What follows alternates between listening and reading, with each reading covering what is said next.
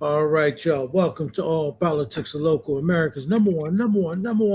political hip hop radio talk show. Y'all know if it's Friday, y'all know it's time for All Politics or Local.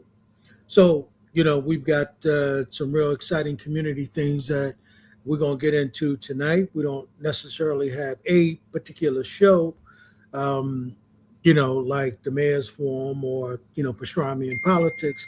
But we're going to have some guests come through. And so Zaid's going to give you the lineup, right, Brother Zaid? Rundown. Yes, sir. It's 6 o'clock. Just in the Mississippi minute, we're going to continue our Black August action. Uh, from around the country, I got some folks from St. Louis, some folks from Jersey City. We got some powerful Black August actions coming up, right? 6:30, we got a powerful discussion on Cuba. Fidel Centennial was just yesterday. And we got some incredible solidarity that we're going to be talking about because Fidel, no, name me somebody who's done more for Africa than Fidel Castro and the Cuban Revolution. It's a different kind of Black August conversation. The question is solidarity with Cuba, why it's so important. Uh, Obi Egbuna will return. Russell Maroon Schultz's son, Russell Schultz Jr., will be with us for the first time. And Shafir Mbalea, who I was in Cuba with the last time I was in Cuba, will be with us for the first time. 7 o'clock, Madam Donna K. Wilson has got a new author who's going to talk about her book. Her name is Siheed Cleveland, and on her book, Sisters. And at 7:30, want to have I'm saying this with taking a beat, an intergenerational conversation in tribute to the late Johanna Fernández. Right, Pam Africa will be the presiding elder among some other very special guests. And of course, we'll wrap up hopefully with DJ Rhino and Hakeem can let us know what's happening in the land of hip hop as we get ready for 24 hours apiece in a couple Yep, of yep. months. Yeah, right. 24 hours apiece. Wow. Here we go with another year, you know. I'm Yeah, sure I'm sure I'm sure Hawk was given a rundown a little bit, last year. So yeah, you yeah, had yeah. so, uh, you know. Peace. Peace, peace, peace, peace. Hey Tracy, how are you? Where's our sister? The sister told me that she's not feeling well or she is not going to make it. So I just got that. I just got that She's been message. texting me all day. She ain't saying I nothing got, like I got that. the message the same time I got the link. You know what I'm saying? So hey, it's all, you know what I mean? Hey, I'm here. Okay. And we it is now what's in that now? We also should have Chris Duran, and Oh, yeah, Chris should be here. okay, Chris. Yeah. Well, Yeah, he should I don't see definitely him be yet. on. Yeah, I don't see him yet either. And I want to apologize to everybody that we got the link late. And so, Tracy, I'm glad you got it all right. Right? If You she know, had sent me your email, you wouldn't have gotten it. We'd be scrambling. We'd be doing something totally different. listen, We'd be freestyling the current events. hey, and I believe y'all got some freestyle in y'all. You know what I'm saying? You've been doing this work for this long. You guys definitely got some freestyle in y'all. And I see we all got the, kind of like similar dues, you know what I'm saying? So, Yeah. Yeah. Well, I don't think Zaid and I had a choice though. I think I was came by force. You know, it's called maturity. We won't call it what other people want to call it. Shit, man. And by the way, Zaid, happy God bless birthday, my brother. Oh man, I've been trying. Father Time is undefeated. I can't get on my legs and do the bicycling like Muhammad Ali taught us how to do. And for all the jabbing in the world, Father Time just keeps coming. yeah. Just keep coming. I'm trying to get away from them, but they keep coming. But today is also this is Black August. Let's use that shout out to leap into this thing called Black August. Today is also the anniversary of the ceremonial launch of the Epic Haitian Revolution. You want to understand why I'm good and crazy? Because God saw fit to bring my big head, my black ass here on the anniversary of the Haitian Revolution. I Come should. there, I don't know nothing to do but fight. Even if I lose, so what? We gonna fight anyway. fight, goddammit. That's right. That's right. We actually had a ceremony. Yeah. Tracy, come on, so now, so you got a rep now. So you got a rep for a whole Yeah, lot of yeah, stuff. yeah. Right? Yeah. Peace Our and power. girl Beautiful ML Smith people. was supposed to join us. You know, she's watching. She just said she's sorry and she loves us. I don't know if y'all saw it come across the screen. Well, wait till I talk to her. She came back for something else. That's my comrade. Let her be now. Let her be. Let her be. Let her be. Yes. Oh. Now, My Tracy, I had the pleasure of meeting you when y'all came all the way from St. Louis to Harlem to be with us for the centennial of Malcolm, yes. right? And I Yeah. really, I mean, we draw when I'm talking, and for folks who should know what I'm talking about, context, I'm talking about the annual pilgrimage to Malcolm's gravesite that we have been doing since 1966, right? And folks have been coming from, one of the things that my organization, the Malcolm X Commemoration Committee, made a point of doing with that ceremony is to make it grow. We made it an international event. So we're used to people, coming from all over, but y'all were the first that I think that have come as far away from the St. Louis, right? And I really appreciated that sojourn that y'all took, but my little sister Ilyasa Shabazz, Malcolm's third daughter, who manages the Shabazz Center now, right? Is in her latest book, one of the things that she lifts up is what pilgrimage as a concept means for our people, and it has a lot of meanings. It meant something very specific for Malcolm in terms of all of the spaces that he was going to and going through. But we have places where we should be doing pilgrimages all the time. I got a comrade, a member of the organization who's in Senegal, and the ancestors of Gorée Island have been popping me in the back of my head that you need to make this pilgrimage to Gorée Island. You call your comrades and them come. When you gonna come? Right? We I got Melina Abdullah has this great story that she made this pilgrimage to lift up the great Zora Neale Hurston, went all the way to Eatonville, Florida. We go back and forth in the fight for voting rights to Selma. We pilgrimage, right? So the concept of pilgrimage means a lot, and I appreciate y'all, pilgriming all the way from St. Louis to come and be with us. Yeah, right? It was an honor. It was an honor and a pleasure. So Tracy, now, our girl ML Smith, I know about all the stuff she does, and I know you're a marvelous artist and on the lyrical front, right? But I never really got a chance to build with you and all the things that you do. And who is this great Tracy Stanton, and what does Black August mean to her? And then we'll jump into the event. Yeah. Thank you again. Gratitude to the Most High, to the ancestors, to you all for the invitation to be in this space with y'all. Gratitude to y'all for the legacy and the lineage and the work that you all have been doing, the pathway that y'all have opened up for us to continue the freedom struggle. So yeah, my name is Tracy T. Spirit Stanton. I came home from prison in 2017 and began organizing, although I feel like I was organizing all of my life. I know that I was, but in the freedom struggle around abolition and revolution since 2019. And I came in on the heels of the No More Jail Deaths campaign, and then became a founding member of an organization called the Freedom Community Center. And so just using my lived experience, my life experience in study and history and lineage and spiritual work and artwork to be able to create systems of safety that do not involve the state, while also building power to challenge the state and dismantle systems of oppression, specifically, like I said, jails, prisons, and police. And I have a lineage. I come from a lineage of organizers and somatic practitioners and artists that also poured deeply into me.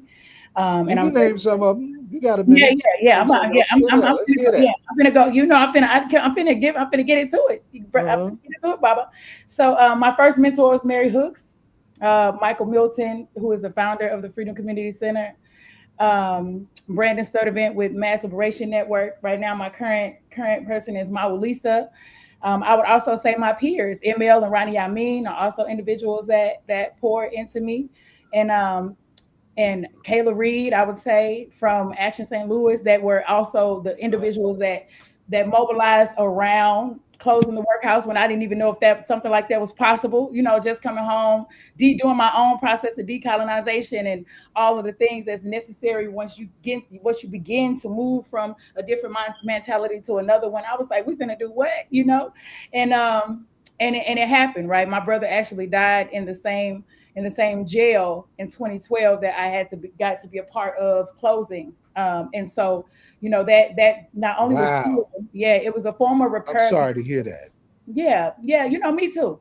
And I'm sorry to hear that the fact that now years later I'm on a no more jail deaths campaign since 2020, where 22 people have died inside of the other St. Louis City jail. So I've been working and walking with families ever since then, right? Since the uprisings, since the resistance in 2020, when my brothers and sisters and our comrades that were inside of the facility didn't want to die from COVID, so they did what we do, which is they resisted, and I have been working with and walking alongside families since then.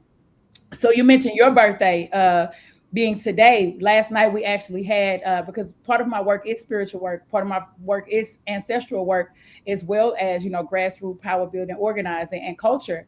And last night we actually had a ceremony to honor the Haitian Revolution, the ceremony that sparked out the Haitian Revolution. And it was so beautiful. It was so beautiful to be with my folks there. And let me put a pin in that, because I want folks to appreciate what we're talking about, right? Warrior woman Cecile Fatima. The black woman. Yes, black woman. Who all the maroons together out from the hills. That's right. So the time has come. Yes. Right? Yes. She grabbed that young boy, Bookman Doti. Who had the Quran burnt on his hip. Yes. When they capture him. Muslims. Do the ceremony, boy. Yes. He did a sacrifice. He did a traditional African sacrifice. Black pig, what we now call Fudun and Haiti, but it's something that we've always done as African people. That's right. Right?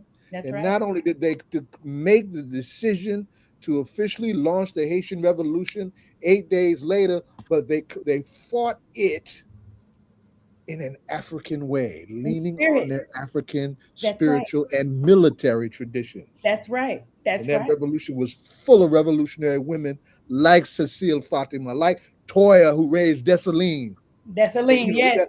So this ain't nothing to play with. Yes. Absolutely, Baba.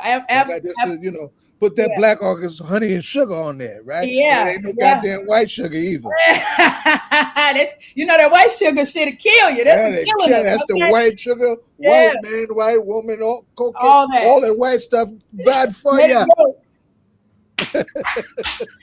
So I was born. So go ahead. I'm sorry. I just no apologies needed. No apologies needed, because I think in a lot of different spaces and places, it is imperative that we begin to remember to center and honor spirit, that we know and understand that we are pulling from and invoking spirits of revolution and resistance. And we're not just coming into the action, the meeting alone. I think it's really, really important. And that's why my work is anchored in spiritual work. So to have the young ones and the elders, the young ones there at the ceremony last night, to sit at the feet of Dr. Treasure Shields Redmond to guide us was so beautiful. It's so beautiful. And so thank you for bringing that up and being born right on this day. So my birthday is August 1st, the first day of Black August. Okay. That's right. Yes, 1979.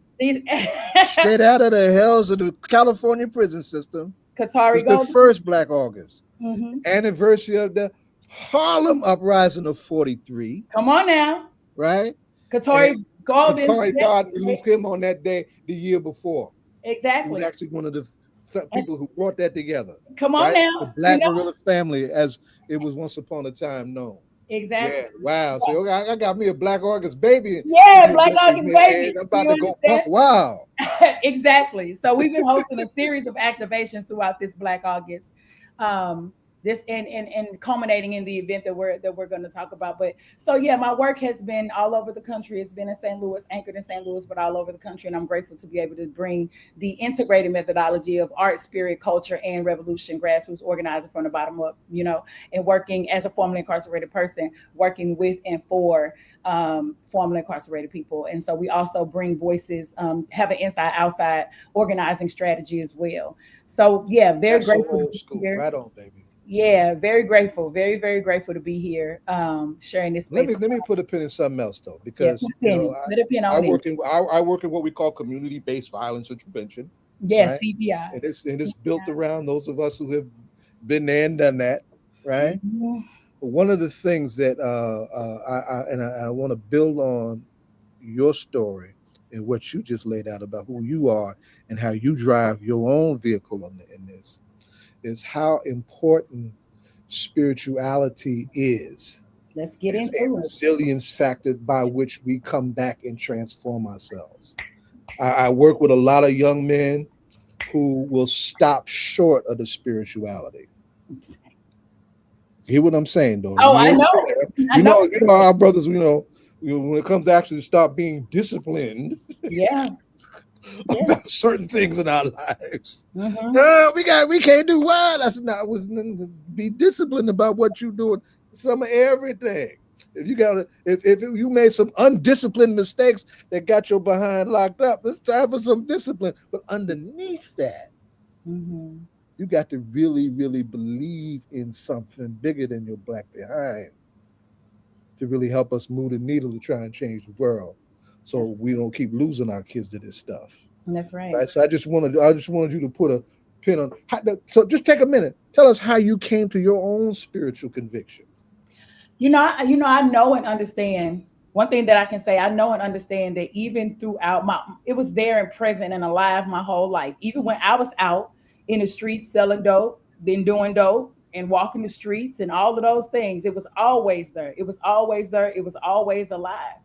I would say when I was in prison before I came home, and I had several revelations and epiphanies, right? That came to me as still small voices. And I know that may sound cliche, but it's the truth. That said, like, you got work to do. And that was the first time that I was incarcerated for institutionalized drug treatment and incarcerated because I had a usable amount of substances. And when I came home, one day I was walking down the street because I was clean then. I was walking down the street. And when I looked up, the sky looked totally different. And it felt like it opened up for me. That was the beginning, I would say. And then it was a continuous process because, I know and understand that I am deeply tapped in to the point to where sometimes it makes me, I'm going to be just honest and transparent. Sometimes it makes me think and feel like, okay, what's going on? We here, we ain't, like, is you losing your mind? This type of energy. But the more study that I did, especially as an artist, as a spoken word artist, which is also oral tradition, invoking the spirits, the rhythm, the rhythmic tone. I have literally had out of body experiences when I've been on stage. I have seen people almost catch what we would call the Holy Ghost through the transmission of energy that I have, through storytelling and history and opening people up. And so the combination of those things, and then learning more about African and indigenous practices, and going to Ghana 3 times, going to Ghana 3 times, doing somatics on the land, being in ritual and ceremony with the Native Americans at the Gila River Reservation on the National Day of Mourning, which some folks call Thanksgiving. Yeah, so-called Thanksgiving. Yes, ma'am. Yeah, and so the culmination, and then also just being in the hood on canvassing at the doorstep, looking into the eyes of my people, and seeing and feeling this electromagnetic connection. So all of those, but all of those are like how I have and initiated and then continue to know and prioritize spirit in this work. And then also seeing the result of when spirit is not the center of the work. When the data is the center of the work, or when the number is the center, or the grant funding, seeing all of those things when they are the center of the work, and seeing how spirit is then sucked out of the work, that same spirit and fire that you came in with. And so for me, in order to be staying committed to my commitments, I know that guidance and that pathway is led for me first through spirit, because that's the one thing when I was in prison that I always had access to, and we all always have access to, because as you potentially know, the etymology of spirit is breath, the animating life force that gives vital force, that gives life to living organisms, that moves through all of us in the trees. And so when I think about expansiveness or imagination or creativity, I'm not just looking at the human vessel. I'm looking at how the plants grow and how the sun rises and falls, and all of those things keep me grounded in what I know revolution is, not just on this material plane of existence, but the 5 dimensions. Okay, I can take you got it, baby. No, baby, you go all over the place. But yes, so you got it. And Chris should be in the background. Let's get him in. And as he is, but he's not on camera. I mean, Chris, get on cameras, because we gonna lose you. Yeah, right there you go. All right.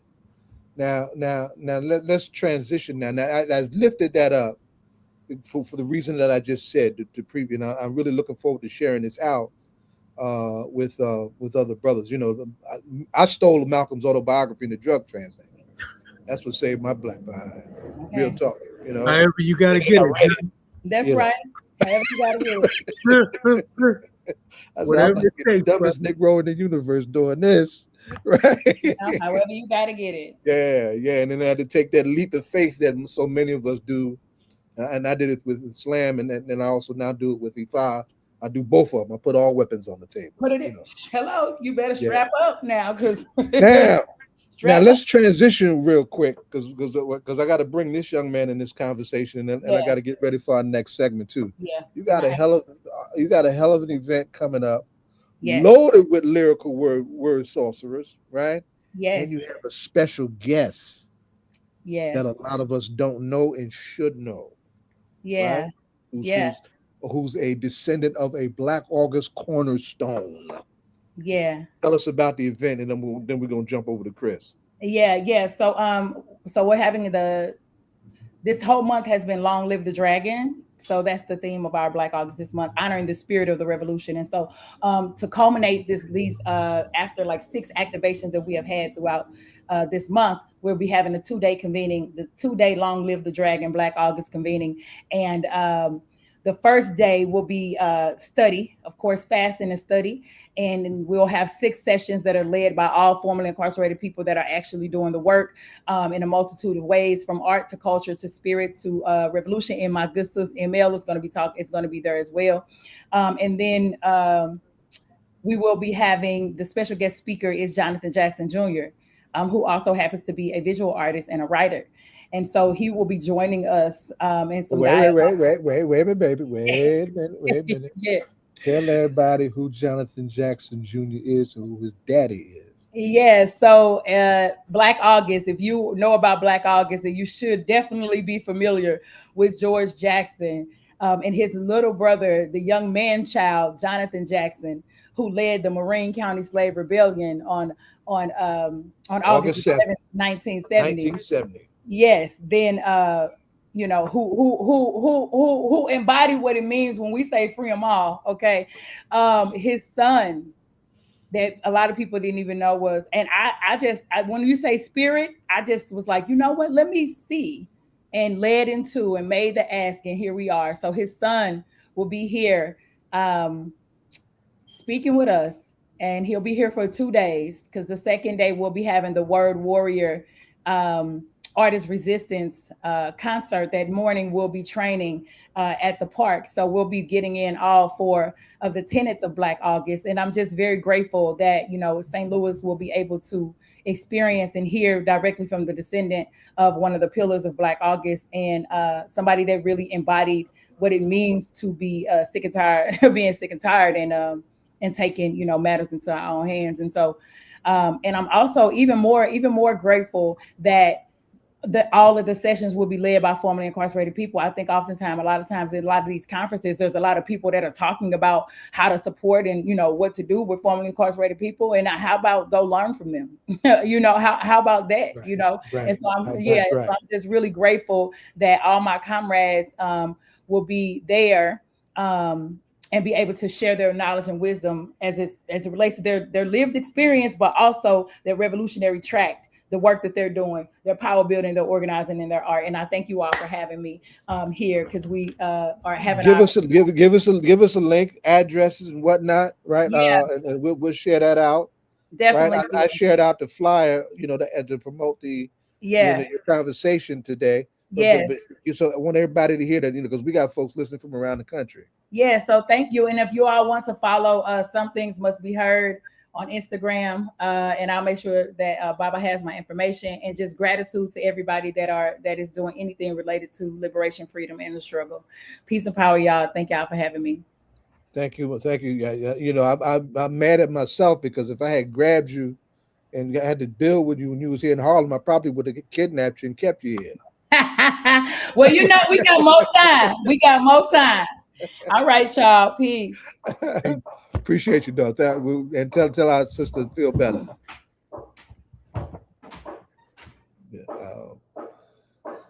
Chris Duran. Hey, peace. How y'all doing?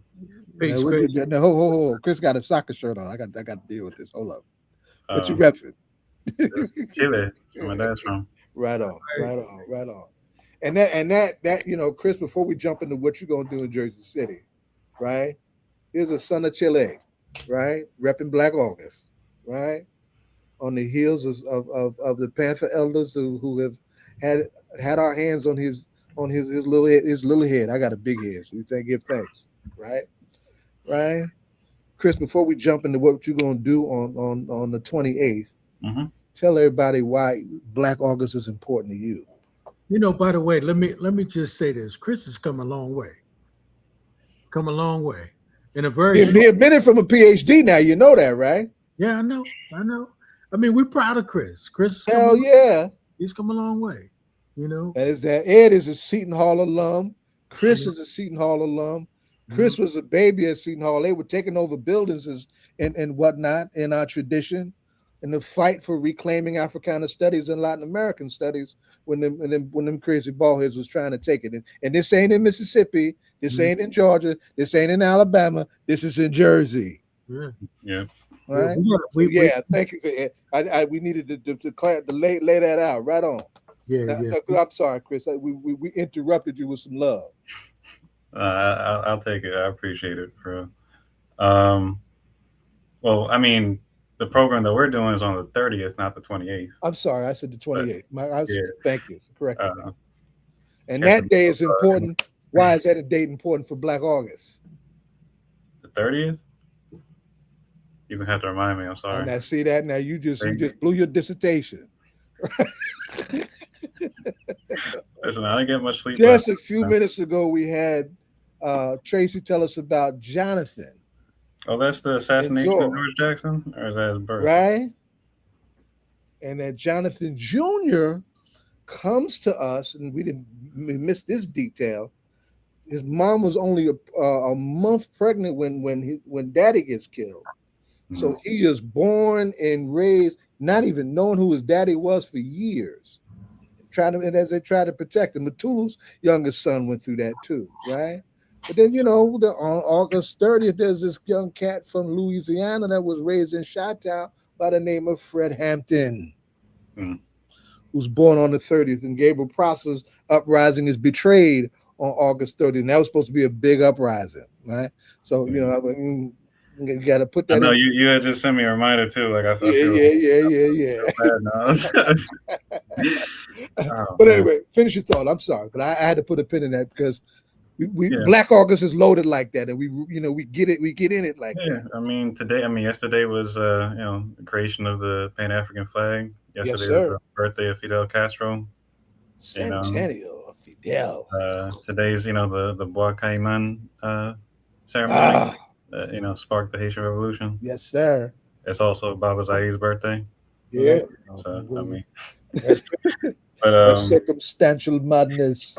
But yeah, so just keep in mind, like, again, Black August and why, like, there's so many events. I was just talking to a comrade of mine that has been helping set up some of like the Curb Fest events as well this month.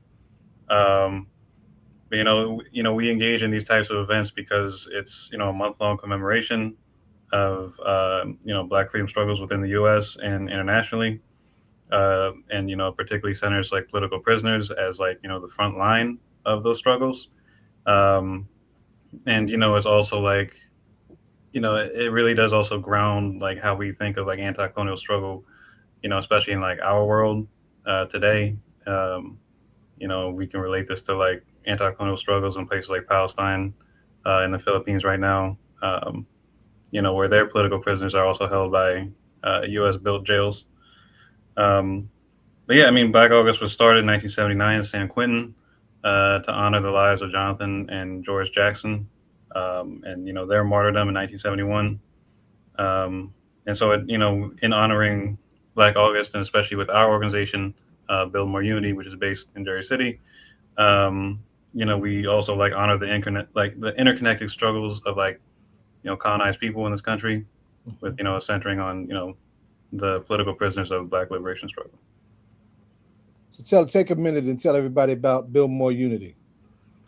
Yeah, so we're an organization based at Jersey City. We've been around since like 2020 or 2019. I think 2020 we could say. But we've been involved with like a lot of mutual aid projects where there's food and clothing distributions there. We've helped in coordinating, street cleanup programs there, as well as, with some local organizations in Newark. I think you're like familiar with people like Newark Community Action Network. Jen, I think. But yeah, so I mean, we've done programs like that. We've done political education programs just out in the community. Things particularly dealing in things like Pan-Africanism, anti-colonial struggles, linking all those together. Solidarity with the Cuban Revolution, solidarity with political prisoners. A lot of our work also involves like platforming veterans of the Black Panther Party that were, actually active and organizing in Jersey back in the 60s and 70s, and those folks that are still around, making sure that, and still very active in like the political prisoner struggles to free their comrades, still behind bars. We very much try to platform them as well, like Adno Smith, and a few others.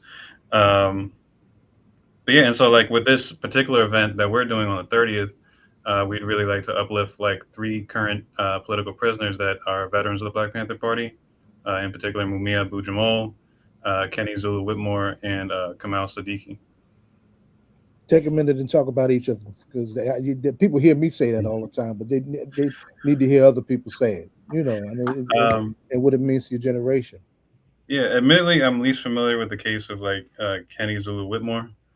Kenny has been in prison for over 50 years. 50 years in Angola, one of the worst in the country. Yeah. Right? Go ahead. I'm sorry, son. Yeah.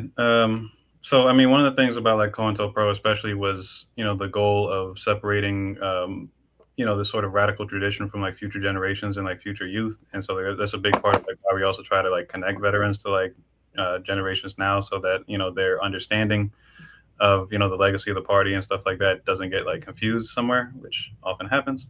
But, so like Mumia Abu-Jamal has been in prison since 1980. Was it 81? 81. Mm-hmm. So he was sentenced to death and was on death row until 2010. Is it 2010? Not quite, but in the early 2000s. Mm-hmm. All right. Trying to remember all the details, but he was on death row for a while because of the fact that he was essentially accused and convicted with faulty evidence and with very problematic judicial process of killing a police officer in Philadelphia. He was a member of the Philadelphia chapter of the party, and did various other things in New York and California as well. Kamal Siddiqui was, I believe, in Queens, I think, the Queens chapter. From Queens. He's from Queens, yes. Yeah, and he's he's very much related in many ways to Assad Shakur, who passed on to the ancestors, about a year ago. Um, but they pursued him and convicted him in 2001, right in the middle of the whole thing after like 9/11 and the whole revamping of the security state under W. Bush, and essentially the main thing is that they tried to get him on also I think killing a police officer at some point in like past decades. But the main reason why they kept him in prison was because he refused to give up any information on Asada. So that's also the thing And for about the record, I want folks to appreciate this: that Asada has one child, Koyu Shakur, right? Who was a driving seat behind her mother's memorial. Koyu's father is Kamal Siddiqui. Yeah. And we have really exploded on how to build on Asada's transition. And Asada's transition takes place in the same day as Herman Ferguson, the founder of my organization, another political prisoner, one of Malcolm's comrades, to build support for Kamal and to be 10 toes down in our solidarity with Cuba, right? In fact, our next session right behind you is going to be a heavy conversation around the question of Cuba, right? So I just wanted to put a pin in that, right? Because that drove why they took him down and want to keep him down. And put him in Georgia. He's a Georgia state prisoner, right? And we're working with our rads in Georgia to turn it up for him, because those processes require that kind of presence.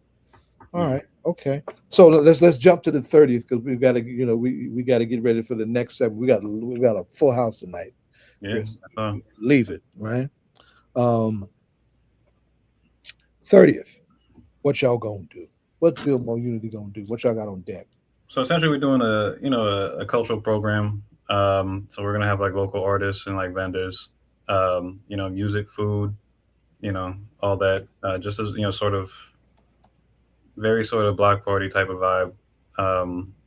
At a place called Neighbor Studio in Jersey City, and with all of this though, within the framework of raising the call for political prisoners. So we're gonna have speakers that speak about that. We're gonna have the artists that we have. Like we're trying to have it more, I guess quote unquote conscious music. We got to apologize for that. And especially on a platform like writing. this. Yeah, but also just like having like letter writing so that folks can get involved with that, show them how to do that.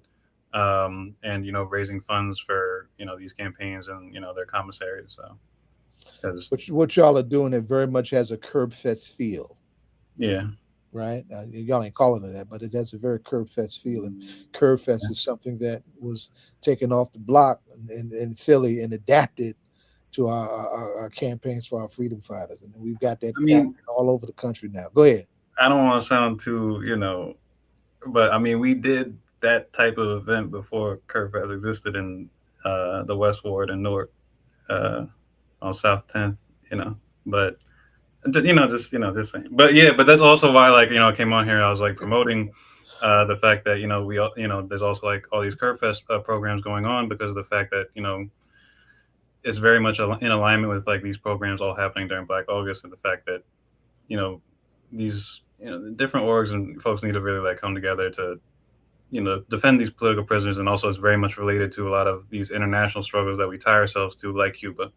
And so we very much try to like ground that in like our local organizing, where we do these things like street cleanup programs and food distros and things like that, but we also want to make sure that it's going towards also lifting mass consciousness around these community-based organizers that were doing these things and that are in prison because they're doing that, and tying it to a political consciousness that was also international and looking for a better way of life against this imperialist system. Indeed. And so, Chris, where are you doing this at in Jersey City? So it's on Pacific Ave in Jersey City. Let me find the exact address. 370 Pacific Ave, Jersey City. Is called Neighbor Studio. Okay. Hey, I never heard of that space. Is that a new space? Yeah, it's relatively new within the last like couple of years. But they've Hey, been very gracious about it. you have a flyer for that, Chris, that we can post on the page. Yeah, Baba Zaid has it. Yeah. It's on my page, Ed.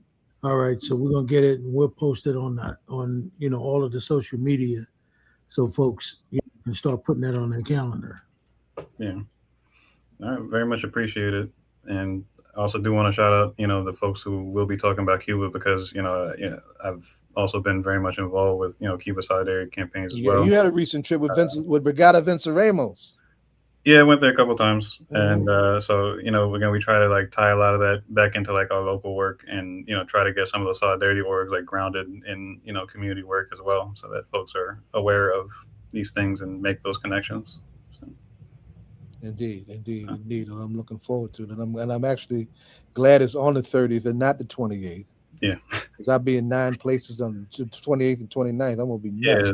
yeah. The 29th is the thing for Drew Washington. Yes. And lift up Drew. Okay, Lift up Drew as we wind down. Lift up Drew because Yeah. he's a haunting Black August highlight on the scourge of police brutality. And we didn't get a chance to talk about Mike Brown and Ferguson with Tracy, but we went into another track that was powerful. Go ahead. So Jersey City is another place in North Jersey that unfortunately has a long history of problems between the police and Black and brown communities. A couple of years ago, there was a man named Andrew Washington who was dealing with a mental health crisis, and mental health response team was called, from 911, but they showed up with police, heavily armed, and they took his life. Build More Unity was a part of supporting the family, in his campaign for justice and, its ongoing campaign as well. And sort of, looking to reform the public safety system, like in Jersey City. So on the 29th of August, there's a Mental Health Awareness Day. And so the family of Drew Washington is doing, this event from 1 to 5 p.m. It's a spot right by the light rail station on MLK Drive. Right by their family spot, too. Yeah. And, so it's going to be like in honor of him and, pushing that campaign. For those of y'all who rely on things like Uber and what's the links for trying to find yourself when you don't know where you're going, what you call that stuff I don't know what the hell you call that stuff. Google right? Maps. It is 409 MLK, right? The family has a sports bar. It's been family business for a minute, and they want to block that whole area off. There's a lot going on in that area too, in terms of just we just did our last program out of there. Yeah. So that's going to be powerful. And I have to say that they were giving us an undue runaround by city officials, right? And I heard. And this ain't the old regime with Fulop. These are the new jacks. They got some stuff they need to figure out for real. Yeah. Right. Yeah. And also, I want to do shout out like one more program tomorrow, in Newark, I believe. Black Alliance for Peace is hosting a program for Black. Oh yes, thank you for that. Go ahead. Go ahead. I'm gonna have to find the flyer again, but they'll be doing a screening of a documentary on the Pendleton too. Yeah, they're going to be at the Greater Newark Conservancy. Yeah, which is 32 Prince Street. Yeah. Right. They're beautiful green space that used to be a vacant lot. 32 Prince Street, right off Springfield Avenue. Right. Nice spot. The returning citizens meet there every Thursday. Just to link the conversations and the work from the previous conversation. So Black Alliance are doing their thing. They're doing that's tomorrow at 12:30 p.m. And so they'll be screening the documentary and then having a discussion afterwards. Yes, good stuff. Good share. All right, young man. All right. Good to have you back. Thank you. I'm glad you're on the case like you always have been since we were trying to feed you when you was a youngin', and appreciate you continuing to move when you walk the way you're doing. Hey, Chris, before you go, shout out Jersey City, the location, the name of that spot one more time. Shout it out. It's a new spot. It's called Neighbor Studio. It's 370 Pacific Avenue in Jersey City. August 30th. And what day is that? What day is August 30th? Is that a Saturday? It's a Sunday. A Sunday. Yeah, Okay. yeah. At 4 p.m. 4 p.m. Okay. Yeah. All right. Neighbor Studio, Pacific Ave. That's downtown Jersey City for folks who want to know. You know. So That's right, Ed. Ed is a JC resident. yeah. Oh, nice.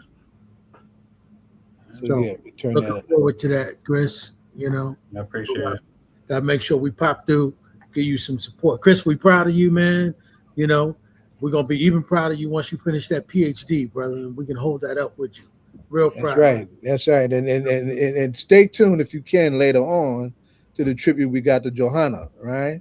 Mhm. Because you know the PhD ain't supposed to be no punk thing, Yeah. right?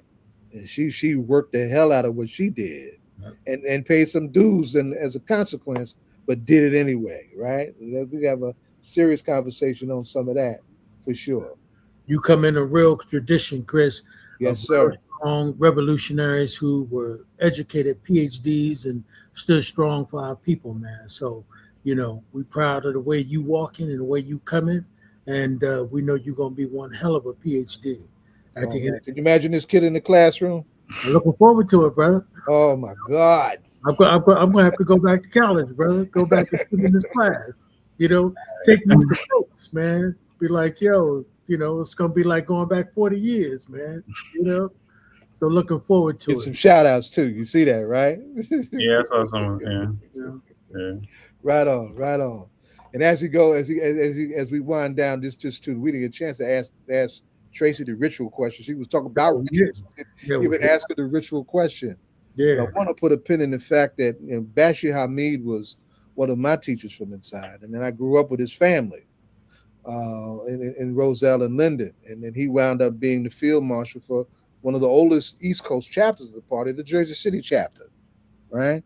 And that party, that history of that chapter and their battles with the Jersey City police is something to be appreciated too. So we stand squarely on those shoulders when we come together on August 30th for that gathering that these young folks are doing. So right on to that. So who you listening to? What's keeping you rocking these days, Chris? Well, there's a band called Freetown Collective. They're from Trinidad and Tobago. They make, they're one of those folks that make conscious music. So if you ever get the chance to check them out on YouTube or anything like that, please do. I was trying to get them up here to perform, but they don't have their visas to the U.S. yet. And it's called Freetown Collective. Freetown Collective. Yeah. Okay. So and it's especially poignant right now at a time where Trump is making his moves around the Caribbean, and especially in places like Trinidad where he's kind of imposing his will, and there's some fight back, Good to that. So yeah, because we got a Comprador leadership coming out of Trinidad, so the people need to rise up and push past that. 100%. All right, man. That's a fresh original shit. Some folks we ain't never heard of. All right, right on. Straight ahead. That's what's gonna come from. We're gonna bottom up from the wretched of the earth. Straight ahead. Thank you, Chris. All right. Appreciate it. Good seeing you, Chris. Peace, man. Oh, man. I see your other guests in the back, Zaid. I just don't see them on camera. But y'all come on camera so we can bring y'all on in. Right? Tag you early.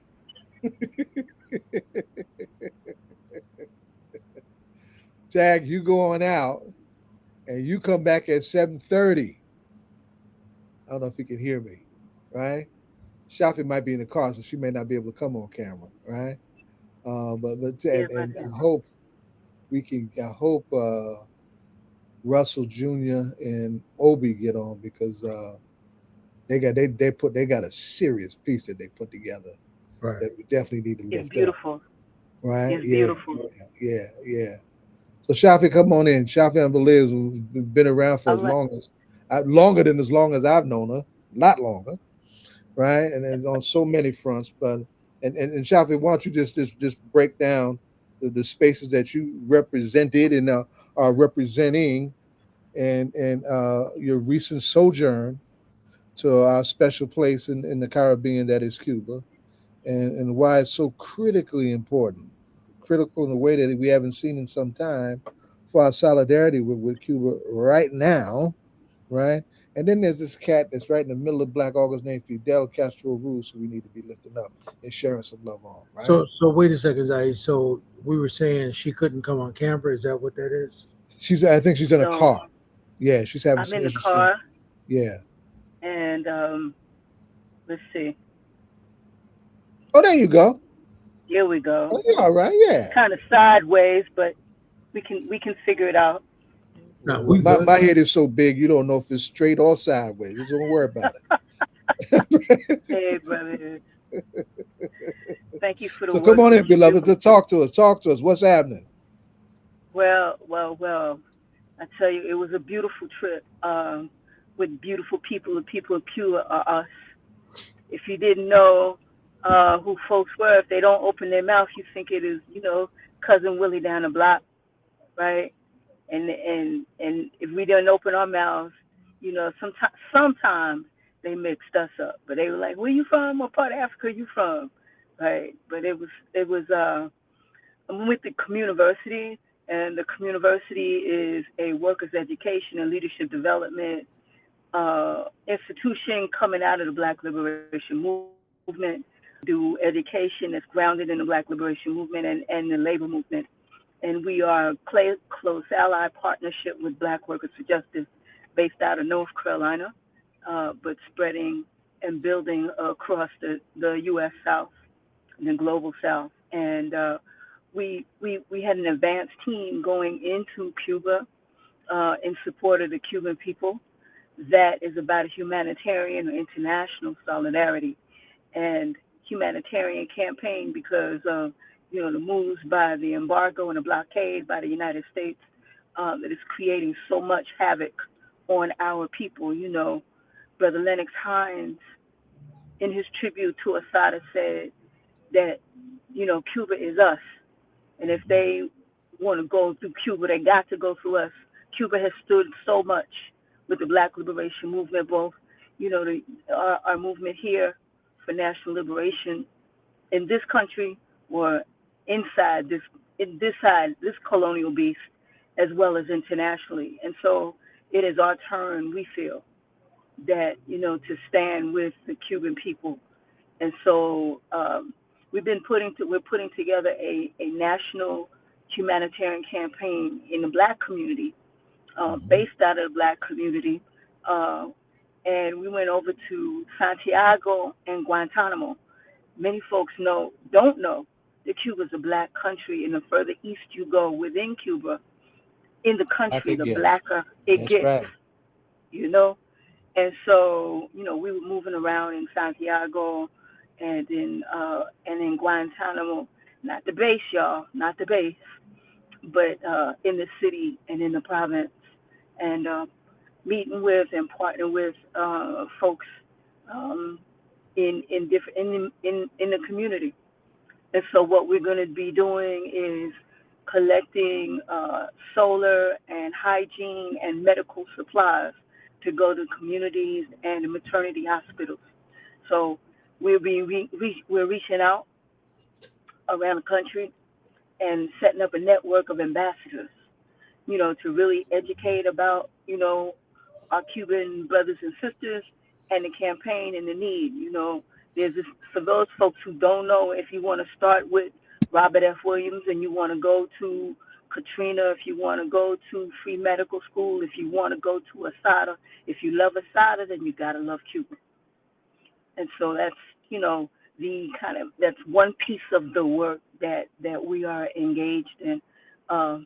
Brother Zaid asked me to talk about other stuff, but what I really want to talk about tonight is Cuba and the humanitarian work, the campaign, and then, but also, kick off. We're going to be doing a webinar and other kinds of cultural series coming out the community this fall, called Carrying on the Tradition, Lessons from Queen Mother Audley Moore to Assata Shakur.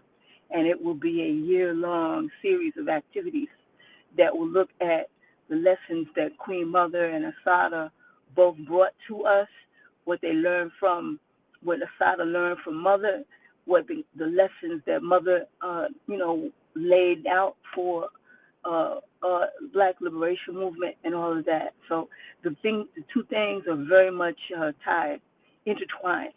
So that's some of the work that's going on. Some of the work that's going on this fall.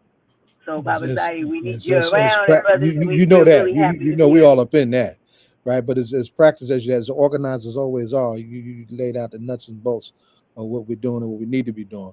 I want you to lean on a little. Now I want you to lean on Fidel, right? Yes.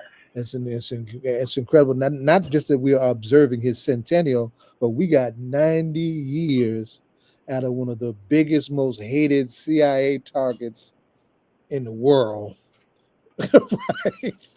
90 years of some incredible revolutionary solidarity, selflessness, courage, Example. everything you need, all in pretty words you need to understand what a That's revolution right. looks like. We had it in Fidel. But I want you to, from your lens, your vantage point of why Fidel means so much to our people with the few minutes we got left. I think Fidel, as an example of one who is so sincere about how the people, first of all, that struggle must be grounded in the people's needs and the people's leadership. And what does that look like? And the ultimate responsibility of organization, whether it's community all the way up through the state, must be led by and centered in maintaining the collective thought, the collective principle, the collective needs of the people. And while we were there, folks were talking about what the United States was doing, and the role that Fidel had, and the role of Raul, and why they're pointing out Raul. And I just want to say, and they would say, Raul is Raul. And what does that mean? Is that someone said that Fidel was the one who had, not that no one else had vision, but Fidel had the vision of and embodied the vision of the people, of a people whose creativity was unleashed and was always eternally committed to that. And that Raul is the one also that, okay, he the one that carried it out.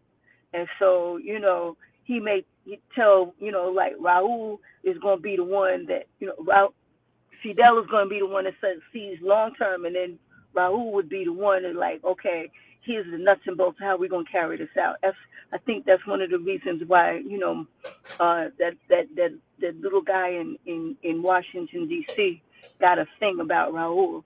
But Fidel is the beloved because of the vision of how centered, committed, and grounded he was, and developing the theory and speak and articulate the heart, the needs, the yearning of the people. And so I think that is for me, and in reading some of his work, not all, I got more to read, but I think that is why Fidel was so important, because he maintained all of that Cuba as the light, for as it showed that you don't have to, have all of the material, that it is the heart, the soul of the people, and the collectiveness of the people that is maintained. And so they say the light, for South Africa. Mandela said if it hadn't been for Cuba, South Africa would not be free. And they showed their commitment in Angola. They showed commitment when Benny Thompson talked about rural health in Mississippi and the Say South. that. A lot of people don't know about that. It was Fidel that came out and offered to Black, brown, and indigenous students inside the United States to go to medical school for free, as long as they were committed to coming back and serving our communities. That was what the requirement was, and still is. And so IFCO Pastors for Peace has been carrying on that program, and there have been a number of folks who have been trained and have begun to come back. I believe I heard that there was a number 300 people have been trained so far through that program that is still going on. You know, in a time where folks are 65 and senior citizens trying to pay off student loans, right? You got folks who are offered, you know, becoming doctors, which, by the way, when we were in Guantanamo and met with Adela's Garden, which is in the one of the most marginalized communities in Guantanamo, you know, the doctors are there in the neighborhood. Doctors live in all the neighborhoods, and you can't tell the difference between, you know, the doctors hanging out and everyone else, because they're seen as those folks recognizing the labor that they give and the labor that everyone gives to a productive society. So, you know, Fidel was the one that comes at, you know, that vision. I don't know if he was the one specifically when the triumph, the revolution triumphed, and one of the first things they did was the literacy campaign. Yes. And sending the young people out into the countryside to teach what? You know, not that folks are not smart, not intelligent, but you're not didn't have the tools of learning because it was denied to the masses of folks. And so the young people went out to give the tools of literacy so folks could greater express the knowledge that they have in how a society should be run and the needs of society. And so those are kinds of visions that you know, Cuba, you know, has exemplified, you know, for the rest of us, and that light that they show for us. And I think that is the danger. That's why they hate Cuba. They want Cuba to be, you know, colonized and look like Puerto Rico, right? And we say Puerto Rico es libre, but they want Cuba to be like Puerto Rico. Puerto Rico is a colony of the United States. That's right. That's right. Okay, well, they put all kind of pretty words on it to make it sound like something else. It is not an independent country. It is a colony of the United States. That's right. With citizenship imposed, you know, just like us. Right. Exactly. Let me wind. I gotta wind this down now. And I'm glad you made it. I missed two of my dear comrades, and I was really looking forward to having them on because they're doing an incredible project, and I'll be pushing that out in the next several days. Yes, it's a great project that they did. If you're able to get the brothers on, it's a beautiful, beautiful. You know, culture is a weapon. Culture is a weapon, just like reading is a weapon of active liberation, and culture can be and should be our weapons of getting to our folks, and how do we express our creativity in all ways. So please this year is not only. The finish your thought. I'm sorry. No, go. This year is not only Fidel's centennial. It's also the centennial of somebody called John Coltrane, and you see over my shoulder is Malcolm, and the fathers. I just rode through Hamlet, North Carolina today. The train was born. I just rode through there today. I happen to be in North Carolina right now, and on my way to eastern North Carolina, and I happen to ride through Hamlet and ride through Shafah, North Carolina, which is the home of Dizzy. How about that? But Malcolm and Train are the fountainheads of what became the Black Arts Movement. The Black Arts Movement was called the spiritual sister of the Black Liberation Movement. That's right. So we talk about lifting up culture as a weapon. Those are the traditions from which it springs for us, and we lift up all of that and put all weapons on the table. Don't leave none of them out. They don't leave none out. We don't leave none out. And let me just go through another little piece. As I'm headed to Rocky Mount, North Carolina, to the neighborhood where Thelonious Monk was born. That's right. How about that? The Madam Donna K. Williams has joined us, and she's got a special guest that she's about to bring on. But Donna, why don't you ask our ritual question to our guests as we wind this segment down? Miss Shafia, did I pronounce your name right? Miss Shafia, can you hear me? She might have froze. No, Esther, can she hear? Can you hear me? Shafia, can you hear? Do we able to hear her? No, I cannot. No, she couldn't. All right. Okay. Well, All right. let me go ahead and Ed, answer. Ed, can you hear me? Okay. Yeah. I can hear you loud and Yeah, clear. you okay down there? She's having trouble hearing. Okay. Okay, gotcha. Okay. So let me just, and I didn't tell y'all this. This is a hip hop political talk show, and folks hardly identify me with hip hop for all the reasons that they shouldn't, because I'm a jazz head, right? But as such, we ask everybody as they leave us, who in the land of hip hop are you listening to, or you have a favorite that helps you when you try and do the work that you're doing? Wow. It ranges from John Coltrane to oh good gracious, the sister Fatimatu Diawara out of Mali. Oh, that's a bad little sister. I know who you're talking about. Yes. Yes. To Jonas Jobarte out of Mali. To Gambia. I'm sorry, she's out of Gambia. To Nina Simone. I think those are probably, and then there's a group out of, and their stuff there's not a whole lot of stuff from them, but there's a group out of northern Mississippi called the Afro-Sippy All-Stars that do a thing on drumming, go ahead now. All pipes right. and drums, that when you hear that music and then you hear some of Ali Farka Touré and music out of Mali, you start hearing some of the same kinds of rhythms, and you cannot tell the difference. So I'm a jazz fiend. I'm a blues fiend. I'm a West African world music. I listen to all of that. There was, and then as you go, I always tell folks that I belong. My age set is a generation that's on one arm started hip hop, but on the other arm took jazz into the 21st century, right? All them Marsalises and them Terrence Blanchards and all them people those Yes. are my that's my set, right? Yes. Betty Carter's baby, Winard Harper, who plays right in Jersey City every week right now. That was my crew, Absolutely. All right. And then when I get sleepy in the car, when I get sleepy on the road, I put on the Free Sekou CD. Oh, that was with powerful. all of the artists who joined together to Free Sekou. Yeah, I cussed them out because they wouldn't let me get on. Oh well. Next one, bro.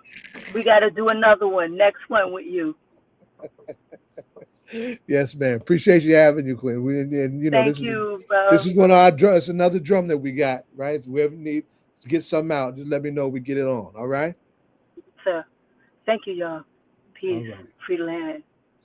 Free the land by any means necessary.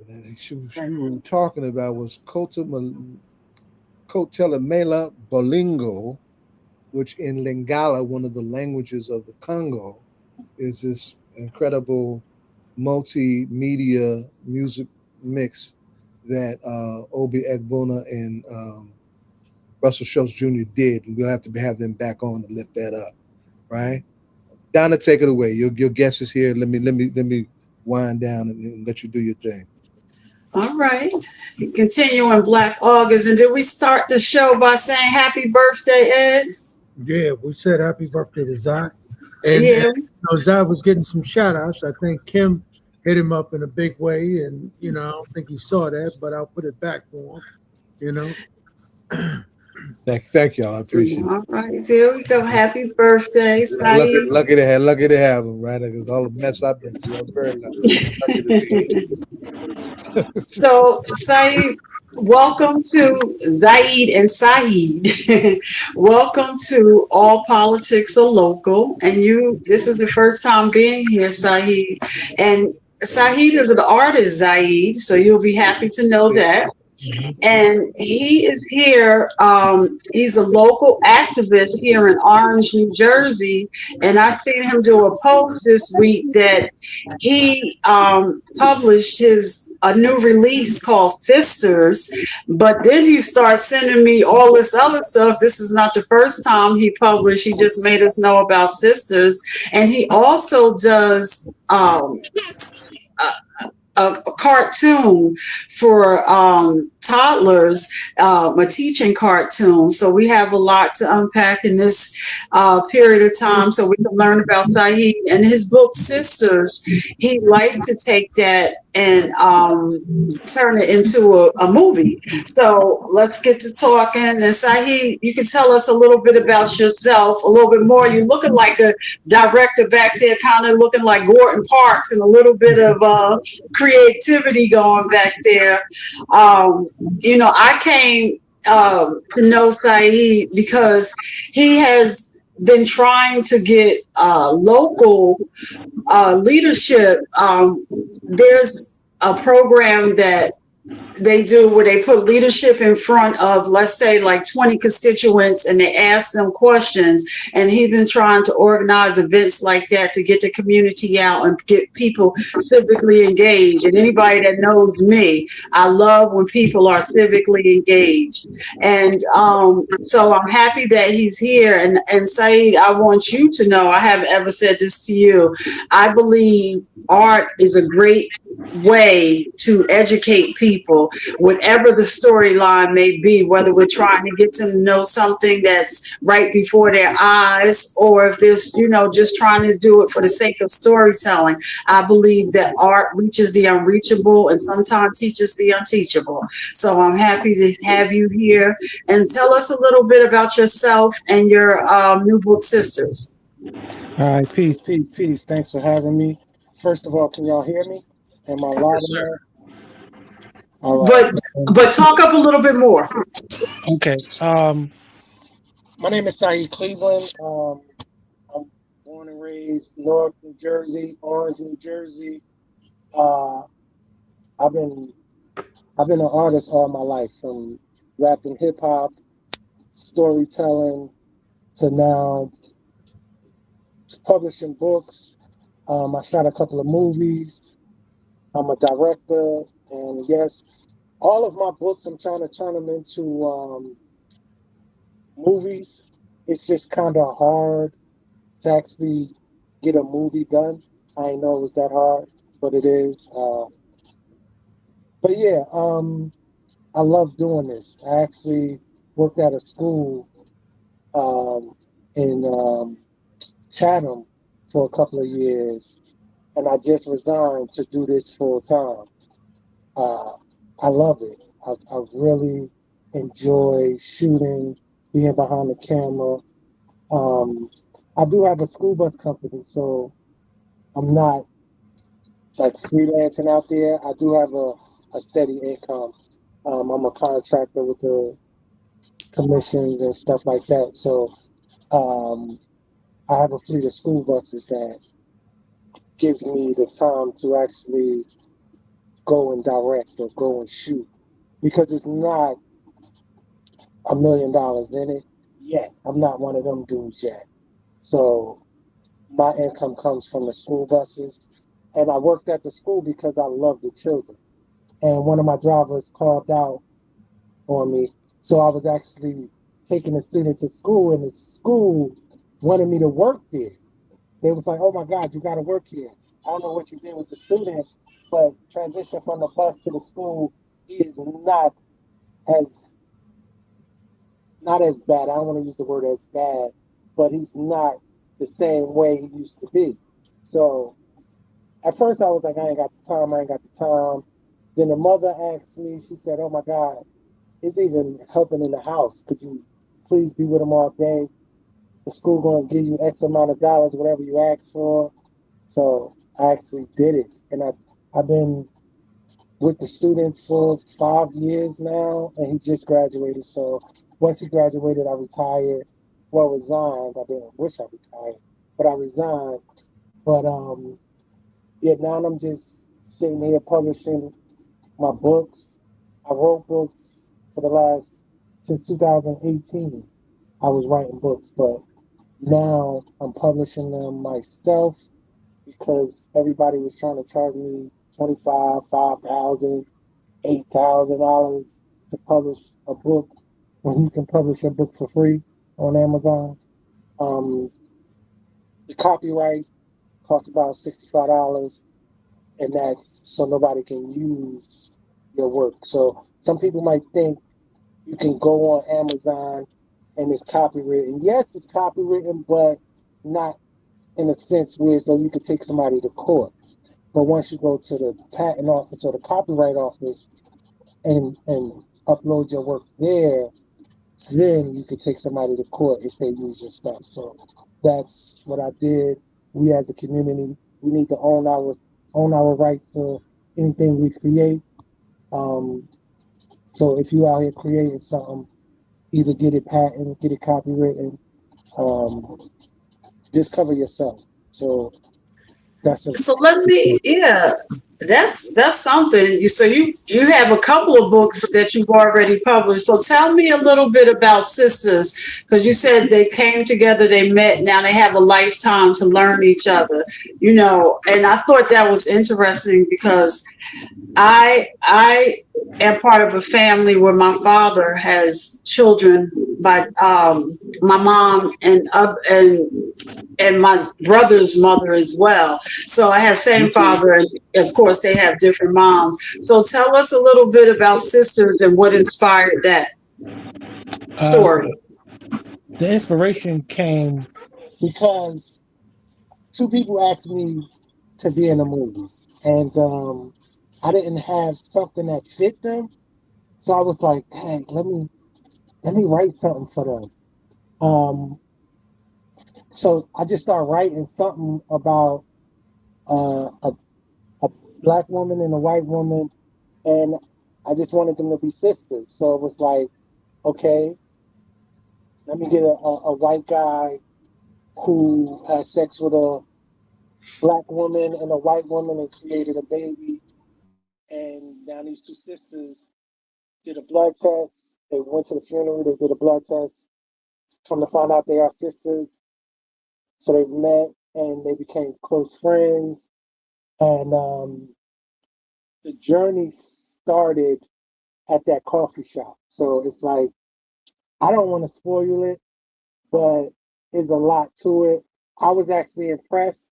Like when I'm writing, I get goosebumps. Like I get tunnel vision because I used to smoke weed. I used to drink, smoke cigarettes, Black and Miles, e-cigarette, but I stopped. Like 2020, 21, I stopped. I haven't did anything. I'm drug free. I don't do anything. And this writing gets me in that state of mind that I used to get in when I picked up a blunt. So now I love writing. So that's all I do. Like I write all day. And Sisters is the first thing that I published, but it was the last thing that I wrote. It was actually the last thing I wrote, but the first thing that I published. I guess because it was in my queue right there. And once I learned how to publish, I just was like, let me do this one. So I formatted the book, formatted the cover. It took a couple of tries because they kept pushing it out.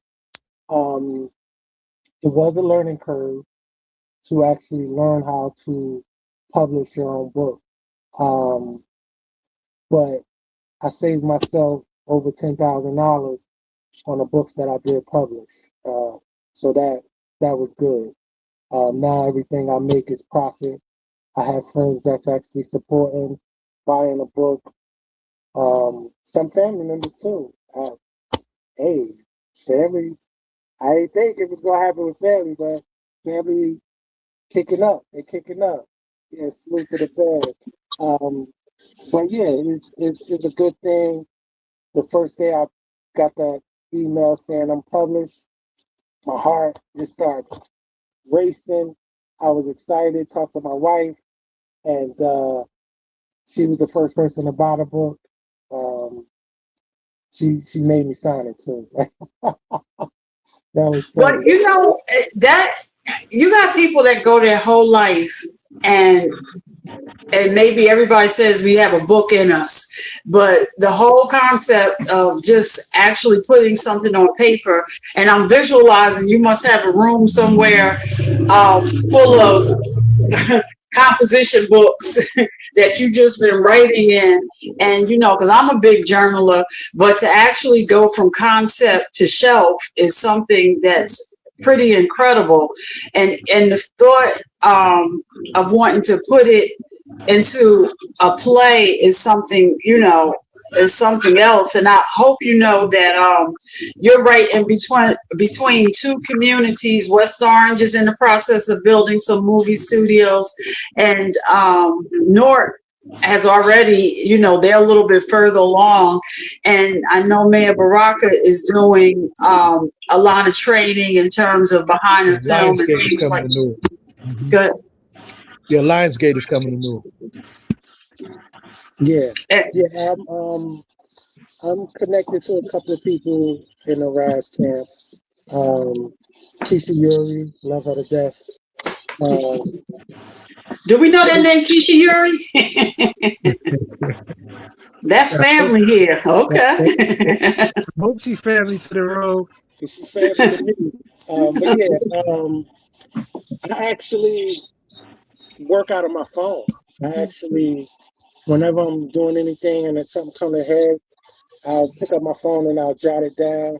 Before I go to sleep and I think of something, I jot it down. If I wake up and I had a dream, I try to jot it down so I can remember my dream. And a lot of times I wake up writing, go to sleep writing. That's just my thing. So I actually don't have journals that I've written in and all of that. Actually, my phone has an extensive library of my work. Here's the book Sisters. This is the book Sisters. This one right here.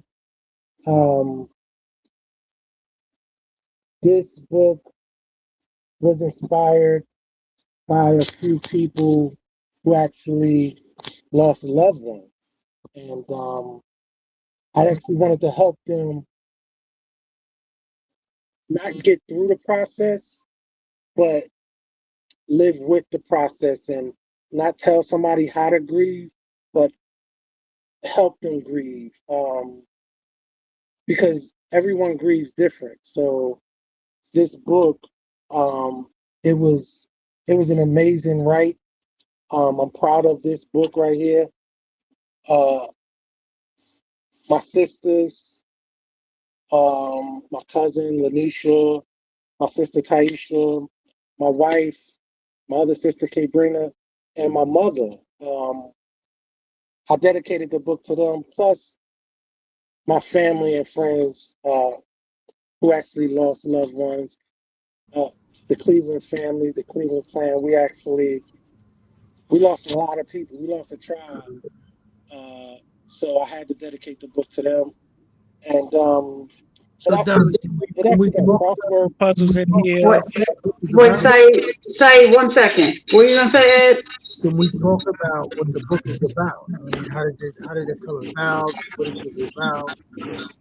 Is it an Yeah. autobiography? Go ahead, ask the question. What book is it? You know, Which you talking about? The grieving book? no, my sisters, right? Because we asked that question and he said it was about two sisters that met. We asked that.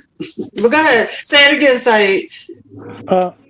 I showed two separate books. So which book is he referring to? Sisters. When you were saying how the sisters came together and they were and they met and they took a blood test. Go ahead. Let's talk about the book. Wait, I didn't hear what the last part he said. So let's talk about the book, right? So how did you get the idea? And the ideas in the ether. Right?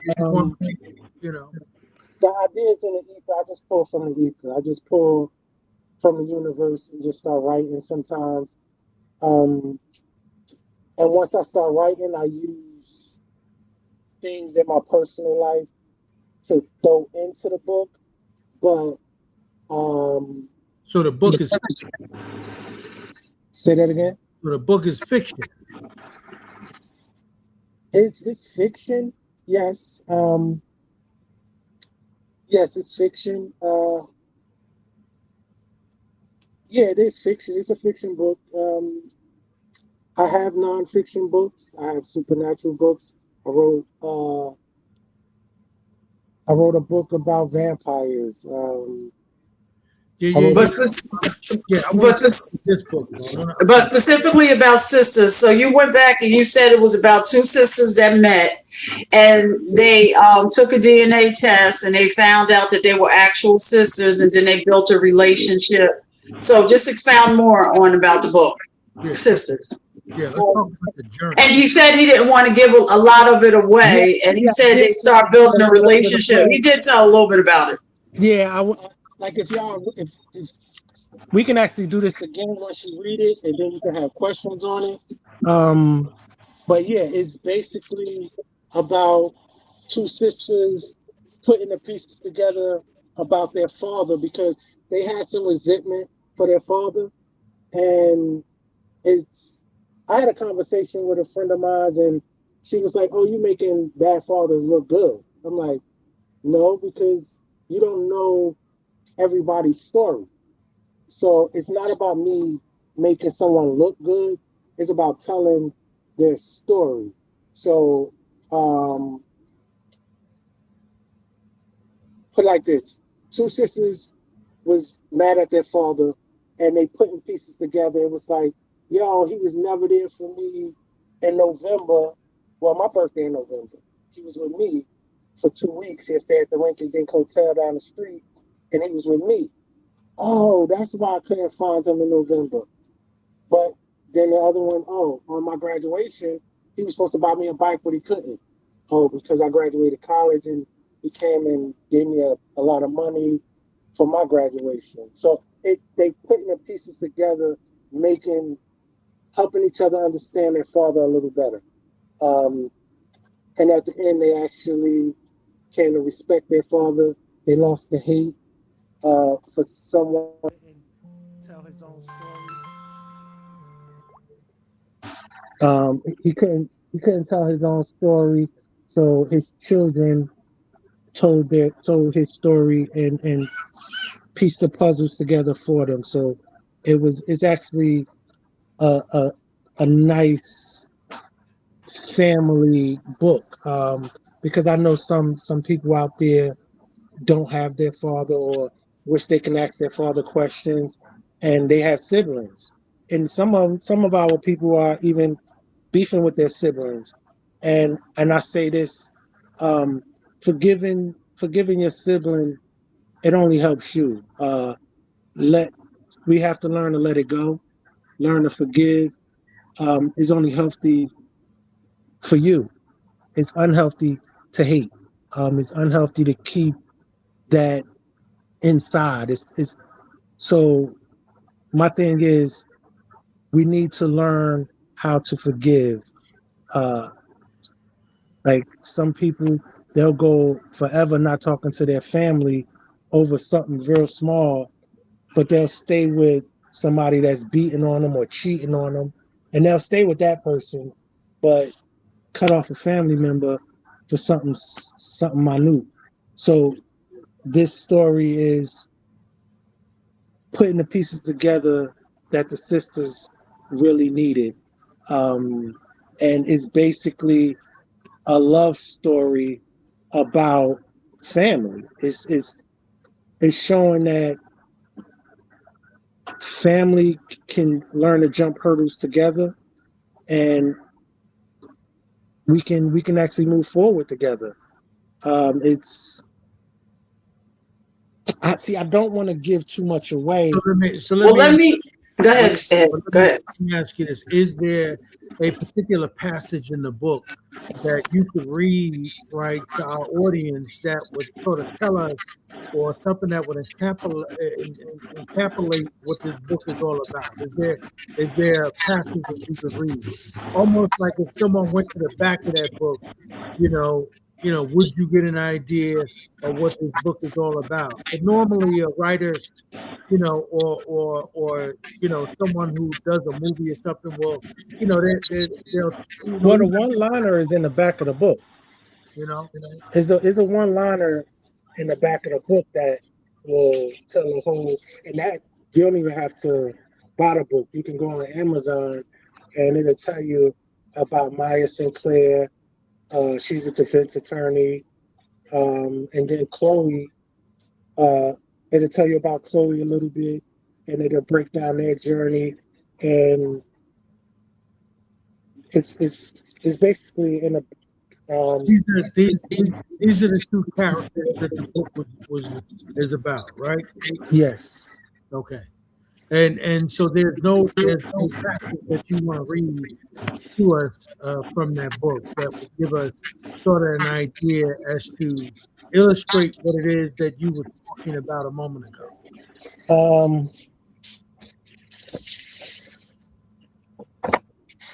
Passage in the book. Oh man.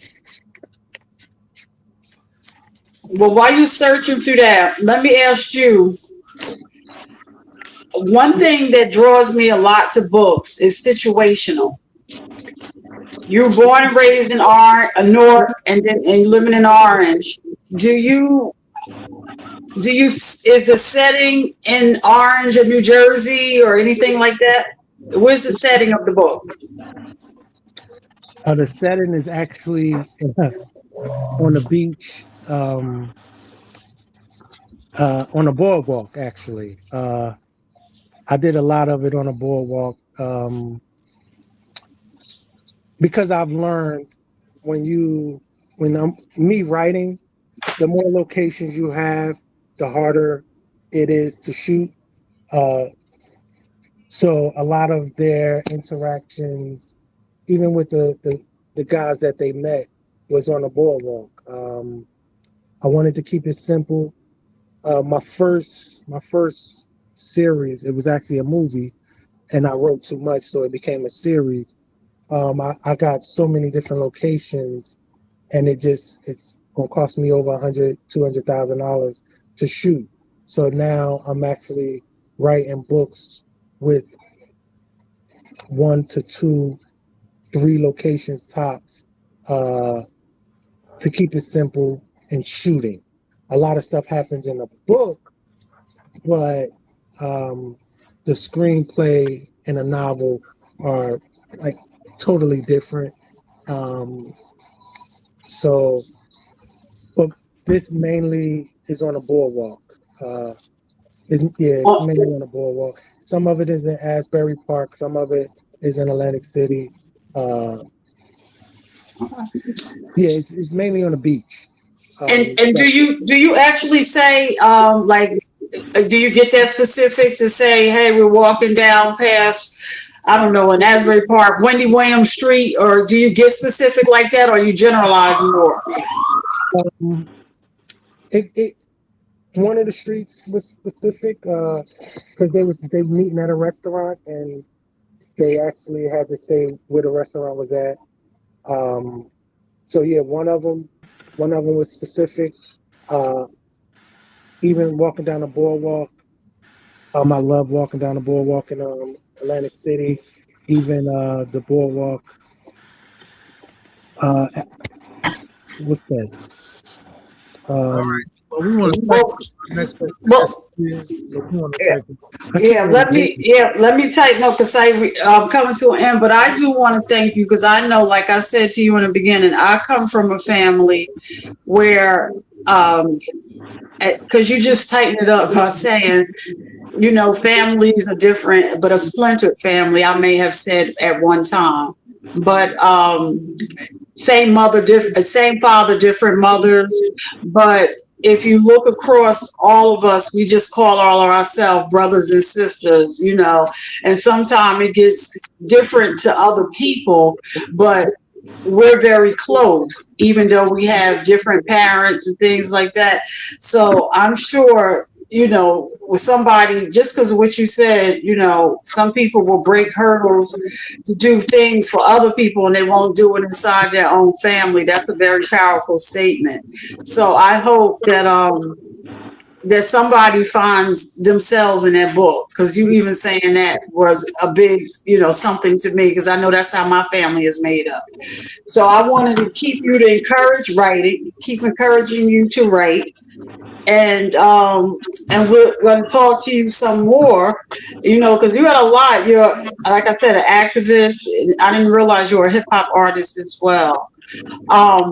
This is a hip hop political show, and when you're doing the work that you do, is there a hip hop artist, individual, or group that you listen to? Um, I've I have extensive playlists, um, from Jay-Z to J. Cole to Kendrick to Queen Latifah, Lauryn Hill, Rakim, like, oh man, it's too many. It's too many artists in my playlist to actually name them all. We'll be sitting here. I said, give me one. Give me one. The ones I just gave you. I don't Okay, have a that's favorite. fair. Yeah, I don't have a Okay. favorite artist. Mhm. I don't have a favorite. I Okay. I have a playlist, and it's just a group of different talented brothers and sisters who make me feel a type of way, where as though they put me in a zone to actually work. Like I listen to them and I'm ready to work. A Tupac song could get me in a mood to write something. A Jay-Z song, a J. Cole song. It's even some of the new artists, I could hear them and still want to write. So I don't have a favorite. I can't say the best album. I don't use No, those. you don't got to. And we thank you for that. And we got our next guest coming on.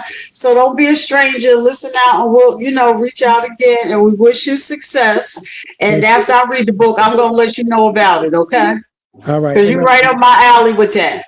Yeah, and if you send me this link, I don't know how I can find y'all. I never saw this before, so I would love to tune in sometimes, make some comments. So yeah, just send me. All I, politics are local. The letter and R. I'll send you the link. Live Yeah. on YouTube, live on Facebook, every Friday, 6 to 9 Eastern Time. All right, I'm there. All right. I'm there. And I'm sending you the link right now. All right, thanks for having me. I appreciate y'all, and Okay. peace and blessings to y'all. All right. Be blessed and talk to you soon, okay? All right, thank you. All right. Thank you. These next moments, we're going to, and I'm getting feedback from somebody, I don't know where. We're going to have a full discussion. Ed, we're going to have a few people coming on, right? Pam Africa is going to join us. So Safi, stay on camera. You're right. You're fine. You're fine. I don't want to lose you. All right. Mariposa Fernandez is coming back. Tag is supposed to be jumping in. Right. So this screen is going to be full in a minute. But we're putting together an intergenerational appreciation of a fallen comrade of mine and ours, and the late Johanna Fernández. Mariposa was on just a couple of weeks ago. We were doing a similar conversation to uplift Denise Oliver. And they left each other 15 days apart. And so our hearts are heavy, but we're very excited very proud to be able to lift up this great sister who did so much in so little time to try and really get us going. Right. Now tradition says you start with the elder, and Pam hasn't gotten on yet, right? Right. So that means that I got to come to somebody else first, right? But I should say, let me just say, wow, I can remember the day I met Johanna, right? When she came to us, and Johanna was fully present everywhere she went. But the day I met her, she was actually quite, she was polite, modest, humble, brought a few of her students with us. We had a rally that was supposed to be a big rally that turned out to be a small rally on 7th Avenue and 126th Street. And me and Pam was mad, right? And within a year, she drops Justice on Trial. And bam, it was like, a weapon had exploded in our enemy's lap in our favor. I'm gonna put it like that because I'm an old soldier, right? And she really began to be a force for us at a time when we needed a fresh voice to do all that we did for Mumia. And I will say this also, with that film, it made a direct impact on Philly. What do I mean? For years, we say that we have an international campaign to free Mumia Abu Jamal. We do. And that international arm is what generated all of the traffic, volume, attention that Mumia got. It ultimately saved him from death row and 2 execution dates.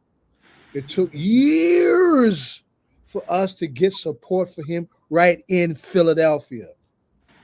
Justice on Trial was a turning point for that. I have to put that right. Put a pin in that. And then, of course, then she drops this groundbreaking book on the Lords, on the Mighty Young Lords Party, right? And it is a go-to reference for every real scholar and on a subject that should have a lot more scholarship coming its way and coming out on it. So I just wanted to put a pin on what she means to us. And now y'all lucky Pam just got here. I'm at a dinner. I'm at a dinner for brother Muhammad Ahmed. It's his 85th birthday. 85 years young. 85, yeah, and I'm one of the ones Muhammad that's Ahmed blessed. is a hugely important transitional figure, Oh, yes. right?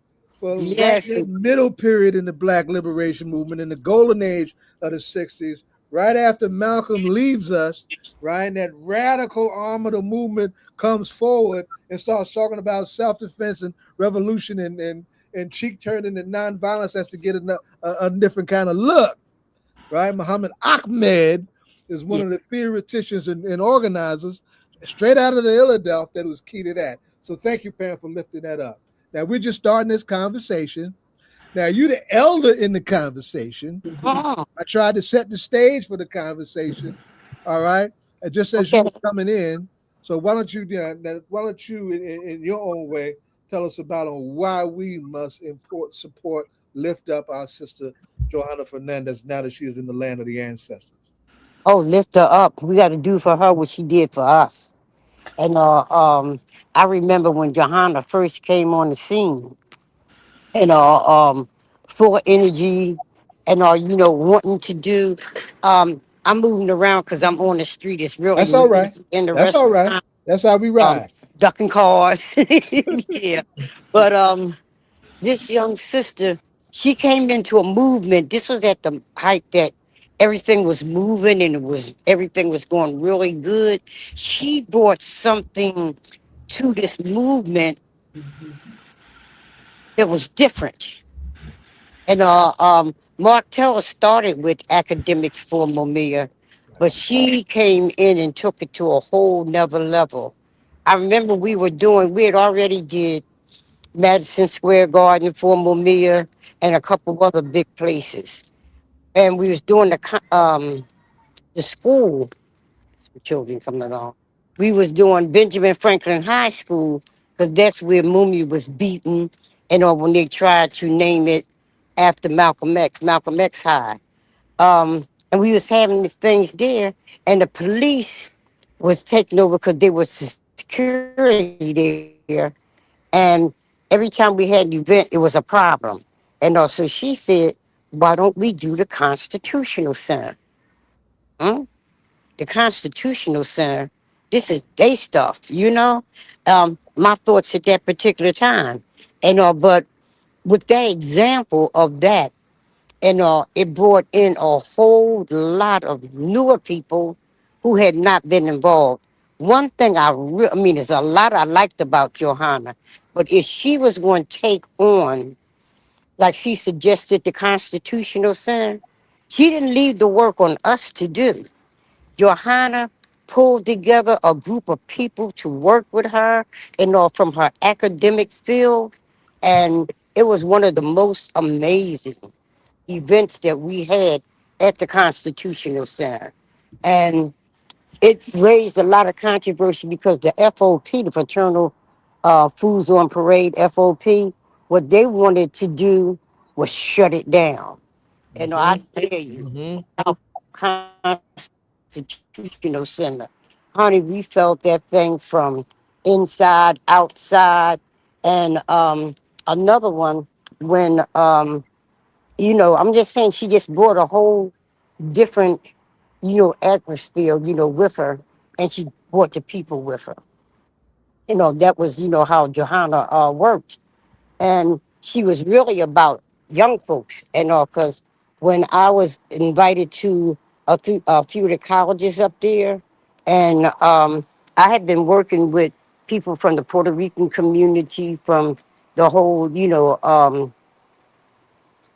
I want to say words wrong. I want to say Spanish community, if that's the right term, but I was brought to colleges, where a lot of people from the Puerto Rican community and stuff was there, and I got deeper involved with a lot more youth, and in that community.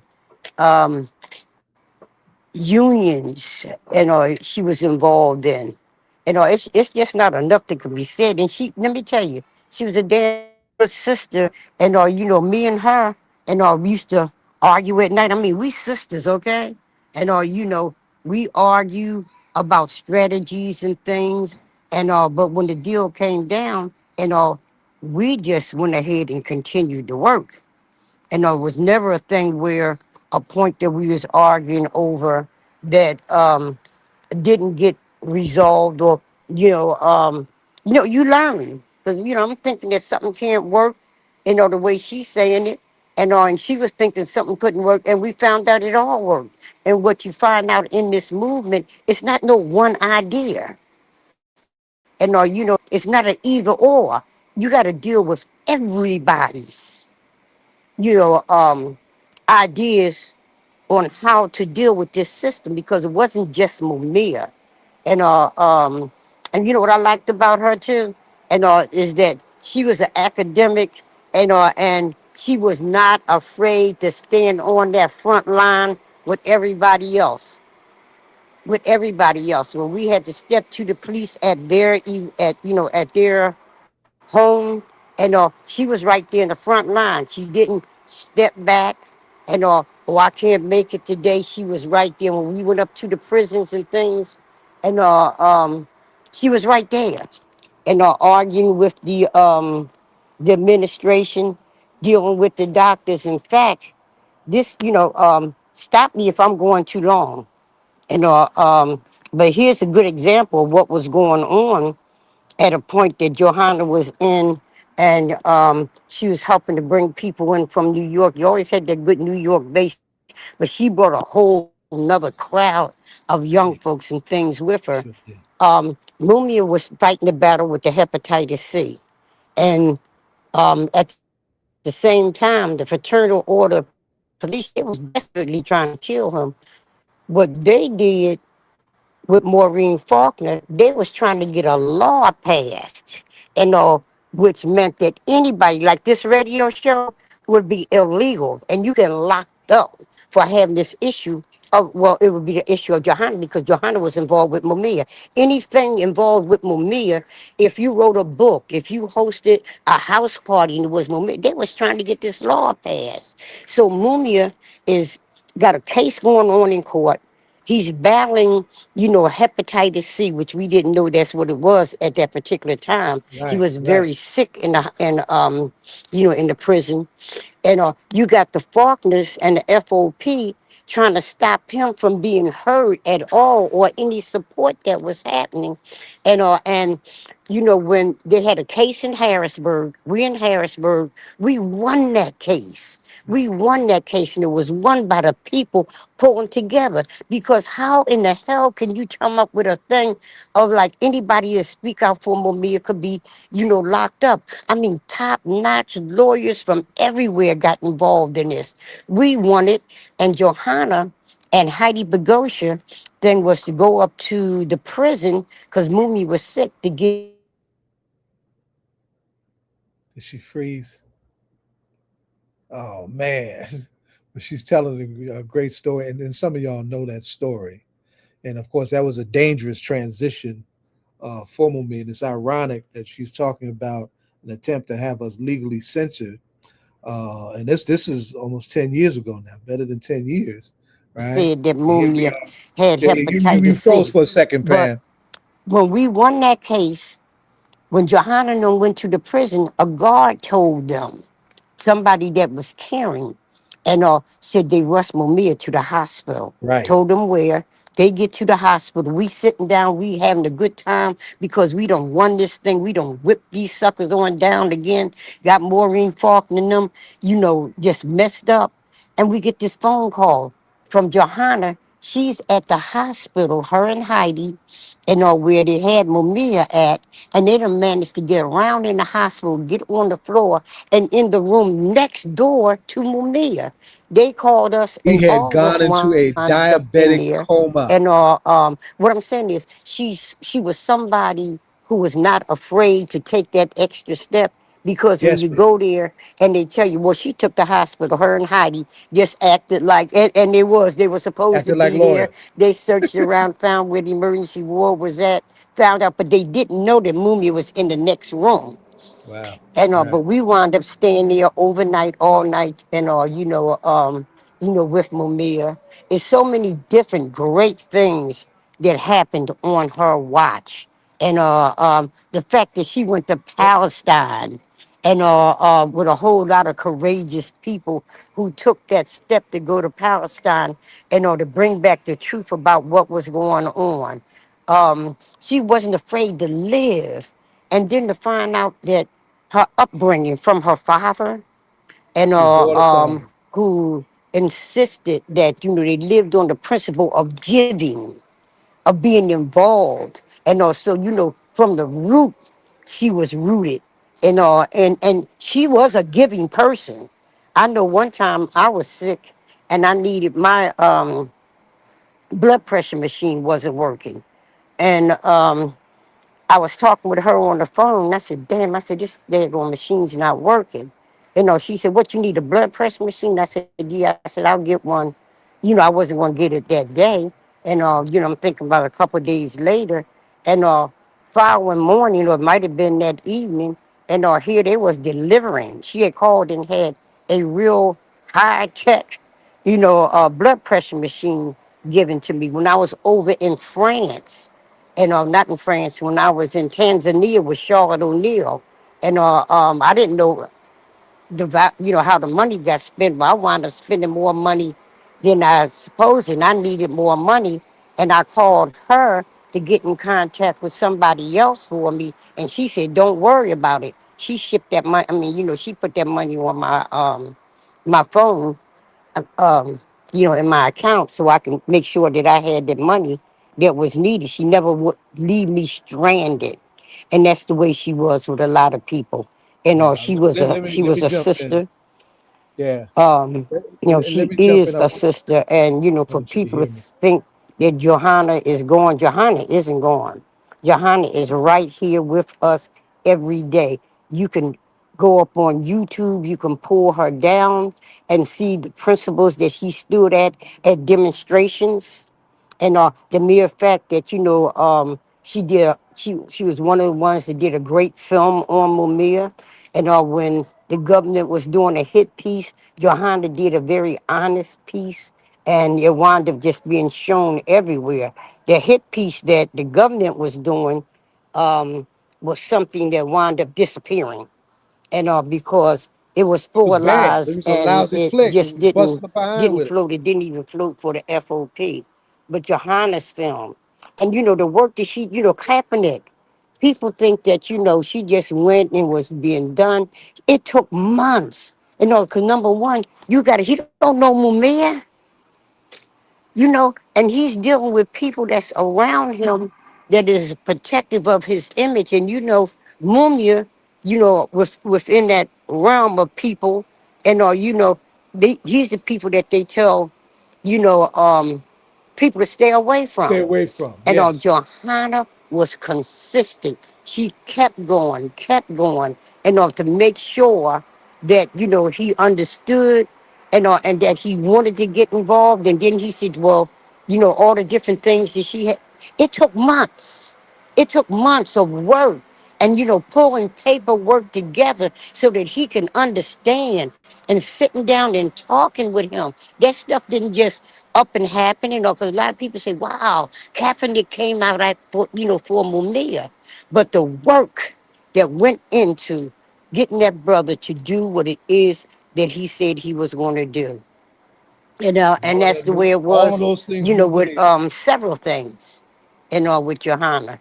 She was a breath of fresh air. She is, I hate using was, she is a breath of fresh air. And like I said, for people who question, about who she was, what she done, there are so many documentaries that and events that we had that you can see her speaking. She was very consistent with telling the truth about Mumia and the things that she wanted to do. She was a great organizer. And right now we are scuffling, and I don't mind saying it. We are scuffling, and because it's been one hit after another, and it's over 40-something years that we've been dealing with the case. And one thing that this government said that they was gonna wear us down with time. Well, see, that time haven't got there because we're still here, and a lot of us have went to another level, and but the great work that they did, like with Dave Richardson, oh my God, and um, Brother Ward Churchill.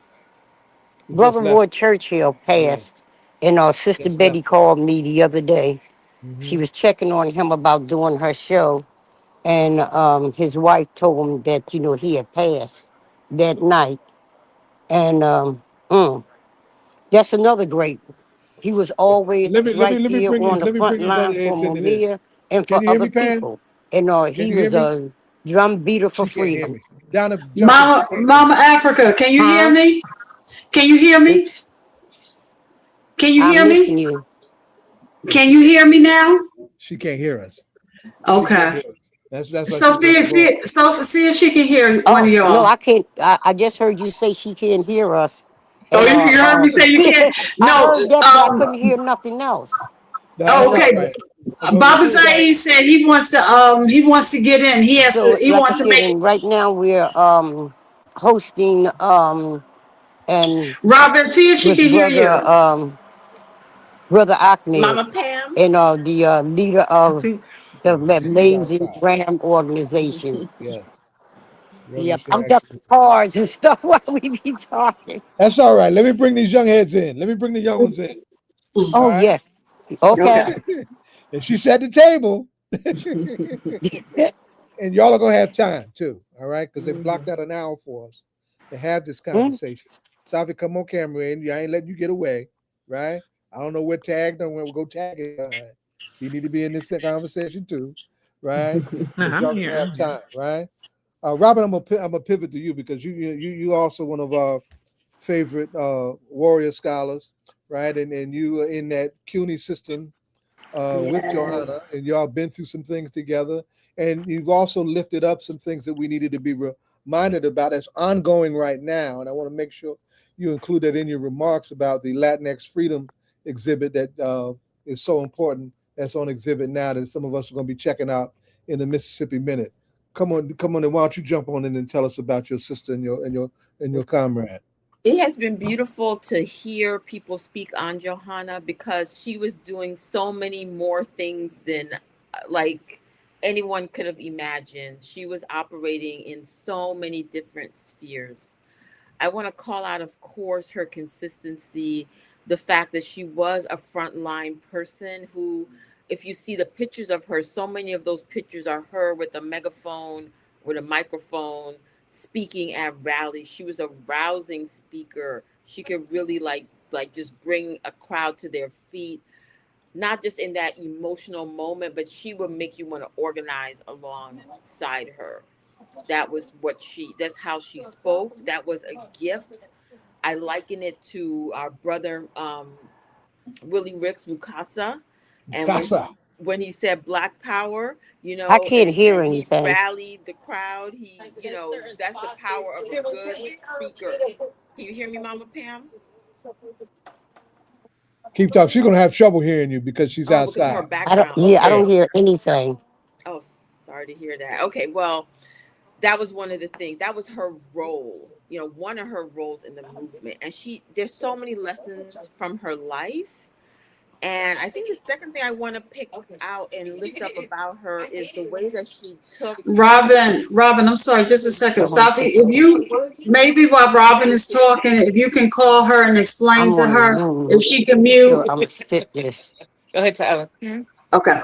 Okay, yeah. Let me do that. No worries, no worries. I was going to say the tools that she had available to her, because at any job they're giving you tools, and those tools can be used for reaction or for revolution. And she took the tools of her job, which people use sometimes just to benefit their career, to engage with more capitalism, to, advance individualistically up a ladder. She took those tools and she put them in the hands of the people. So everything that she did, from her museum work at the end of her life, and the fact that she was focused on this Latin American freedom discourse and museum exhibits that were going to tour, they are touring the country. And that is so important because it's in the context of that 250th anniversary of America and the struggle over what America even means to the rest of us, right? The us that have been trapped and oppressed and caged and silenced. She took this mandate of tell us about what the United States is, and she made that into a platform to talk about Black people, of people of color, to talk about the young lords, to talk about struggle, and to insist that we're not going to have this nicey celebration of, make America great again. We're going to have a real authentic understanding of what this country is, what it meant, and the people who had to continually struggle to remake this country. So that's one thing she did. Her writing skills, oh my gosh, she wrote so many things. In addition to speaking on the mic, she wrote so many articles, essays, really just to educate All right. people You look about. very nice. She took in the case, and she could be counted upon to give you a nugget, a legal briefing that was clear, that was concise, that you could understand. Because sometimes we have so many beloved political prisoners, right?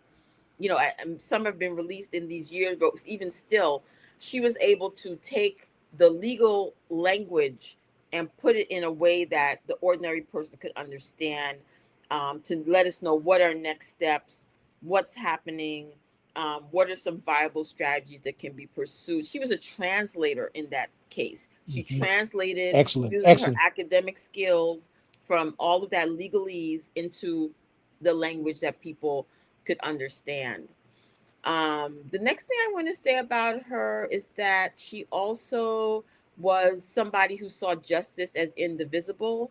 She went to Palestine, as was mentioned. She went to Cuba earlier in her trajectory. She traveled to the Dominican Republic all the time on family things. She went to Puerto Rico. She got involved in the Middle East. She went and spent a Fulbright semester, I believe it was in Jordan. She was not someone, she was rooted in Blackness, but then she saw that Blackness as a springboard to the world, to really undoing the oppression of people around the world, people within the United States. She was not chauvinistic. It's all about one group or anything like that. She was about larger ideals of justice. And Robin, I see want to that. put a pin in that. Let me just jump in and help you. I want to put a pin in that because, I'm gonna tell you, we need to. There is a burgeoning conversation of discovery and recovery of identity among Afro-Latinos, right? And it's no accident, I would dare say, that we would get somebody like Johanna coming from a place that has a very dark past and present in terms of anti-Black racism in Latin America. Yep. That is the Dominican Republic. So her emergence from that background to the place of international presence that you just described is something I just thought we should put a pin in, right? Definitely. And I appreciate it. And we didn't get a chance to really introduce you the way you should have been introduced either. I mean, you gave us a valuable book that we love. Well, a revolution has come. Yes. And lifting up our sisters in the Black Panther Party. And I, on apology, will tell everybody that I was raised by Black women in the Black Panther Party, and I'll name them if you need me to do that, right? Exactly. You said Rosemary Millie, right? You said Robin. You said Robin was a part of the CUNY family. Was Joanna still actively at CUNY when she okay? That's what I want to. Okay. She was as president as much as she could be, define that cancer that ultimately claimed her. But now let me pivot and bring the kids in, particularly Safi, because as you focus on the question of gender justice in the party, that's something that Johanna was very outspoken about too. And that even emerged in our ranks at a time and forced us to have a difficult conversation that a lot of us were uncomfortable having, that evolved around some of us in this conversation. Safi, you remember that. You want to jump in and tell a story about your mentor, and Tag, you jump in too, right? And Tag is the lone brother in this conversation, right? And there's something to be said about that, how a young man and all of the backwards hedonism and sexism and misogyny that's in hip hop in his generation, how he comes at the foot of this bad young Black Latina sister, right? Jumping in some revolutionary stuff when he could be doing something very different, given the climate that he's in. So y'all jump in. Yeah, thank you so much for having us, Baba Zaid. Again, happy birthday, shouts to you. It's been really humbling hearing all these amazing tributes and just reflections and stories about our dear Johanna. She definitely, as was said, she definitely was someone that fought for justice, and in a way, as you said, when it came to the things that were happening in our movement with abuse and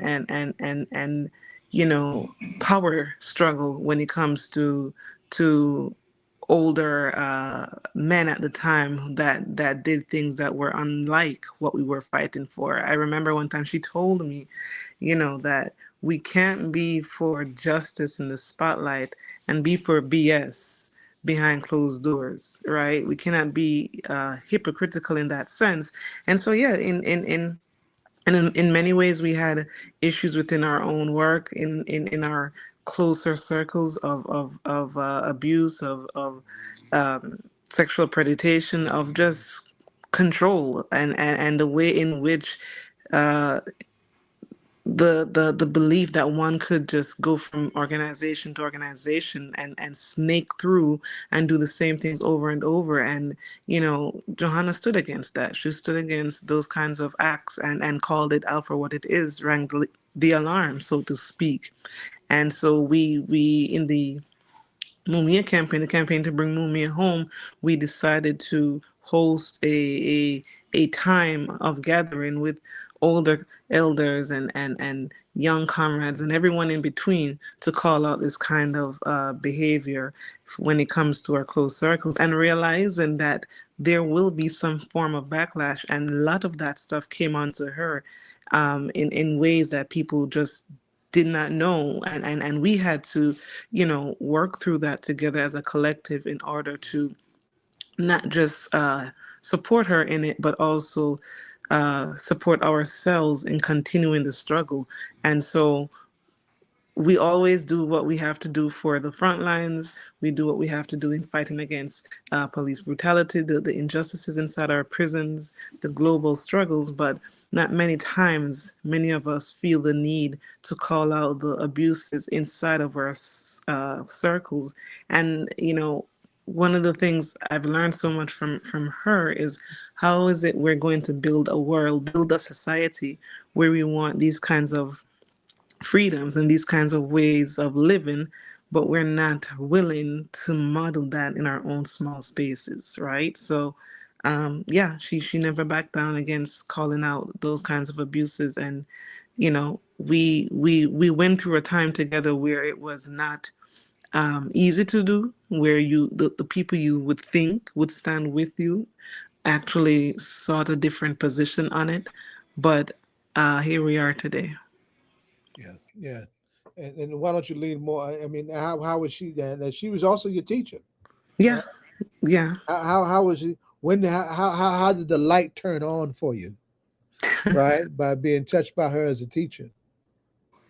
Yeah, for me, it was in the classroom, the first day of class. I think the ending of First day of August. class. Yeah, man. In the end of August in 2011, I went in for the civil rights movement class, and I figured, okay, I just need to prove to Baruch that I'm a full-time student. This is the civil rights class. Martin Luther King had a dream, easy A. That's how lost I was. That was really my thinking. And the first day I remembered, she mentioned three names: Nina Simone, Mumia Abu Jamal, and Bob Marley. And something rang through with me right there. Two of those names, well, I definitely didn't know Mumia's name, and I think I knew Nina Simone's name. And from there, that's where it took off, you know. But you're a daughter of Jamaica, so you recognize Mr. Marley name. Right, Okay. right. How could I not recognize Bob? But yeah, man, she was really a different kind of teacher. It was just hard to put into words. I used to say that I used to remember the homework questions, and I'm like, wait, is this grad school or undergrad school? Because it was just, for me at the time, it was tough questions, and I used to feel that, why is it so hard? Why am I being pushed so much? But as the light turned on for me, I went from lost to found. I understood why those questions were the way they were, and every time I came into the classroom barely doing the homework because I didn't understand how to put my words together. It made sense when she went over the answers, and it was just different, man. It's hard to explain. There's a way that she explains the most hardest things in a simple way, and it makes you get it, but it also makes you want to learn it more yourself. She pushed every student to be their best. For her, it wasn't about getting a grade. It's about, what is it doing for you as a human being? Like, is it helping you to recognize, your roots, and helping you recognize some of what we've led to believe as the truth. And so I was mesmerized, and I also felt like there was some connection from that first day. Like, we understood each other's background without knowing each other. And I said, well, let me take another course the next semester with her, because at one point I thought I would leave Baruch. I wasn't getting into the business school again. Thought that was it for me. And then I heard about this guy Mumia, and I kept researching him all semester. We spoke with him on the phone on death row, and we were just moved by how he sounded, by how he answered us and rapped with us while on death row. And that was the same year, same semester. There was the constitutional center event. Mm-hmm. Mumia was coming off of death row, and they took a good month, if not more, to get him transferred.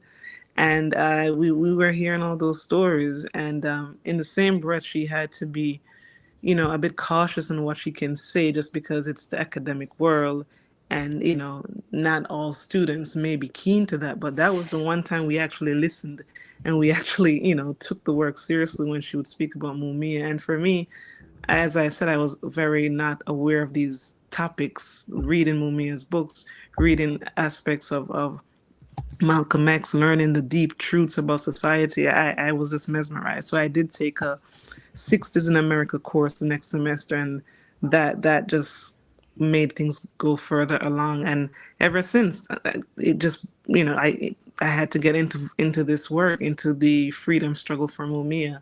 And I said, well, let me approach her one day during her office hours and just tell her how much you've impacted my life, and I really want to get involved in this struggle. And ever since, it's been an amazing, humbling experience to have her as a direct mentor, and to learn from her outside of the classroom, which is different from inside of the classroom, and being able to do work amongst her, but also the many people she was able to introduce me to when it comes to the freedom struggles. And I know we have others here, so I don't want to take up too much time.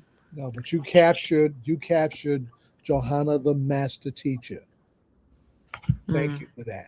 Right, you captured that. I'm on now. Mariposa just popped back in. Mariposa, I don't know how much you got to hear from everybody else because I know you've been in and out trying to get yourself situated. But we've said a lot. But when we were talking last, and you were sharing me those last pictures that you had of Johanna, and we had to come to terms with the fact that you, out of us, you were probably one of the last to actually see her. And when we were together here last, what were we doing? We were talking about Denise Oliver. We were losing Denise, right? So here we are again, talking about somebody who's not an elder, but somebody who's your peer, your age set, and y'all, y'all, as far as we concerned, y'all still young, right? So that was, it hit, both hit hard, but that hit different because we just expected we just were gonna get so much more from her. I mean, you know that, right? So why don't you just jump on in and lean on your remarks on your comrade sister, and then we'll come to tag to wrap it up. Thank you so much for having me here. Yes, Johanna Fernández presente. I learned so much by attending the memorial on Sunday, and one thing I learned, because I thought she was born in 71, and I found out that she was born in 1970. And here I thought that we were, that I was actually a couple of months older than her, because I thought she turned 50 the same year I turned 50, the same year that Tupac would have turned 50, right? And I'm like, every time I would always say, you know what? I always thought you were older than me, Johanna. I always related to you as like a big sister. And here I come to find out that we are only a few months apart, and she never corrected me. She never corrected me. And I don't know, I don't know why.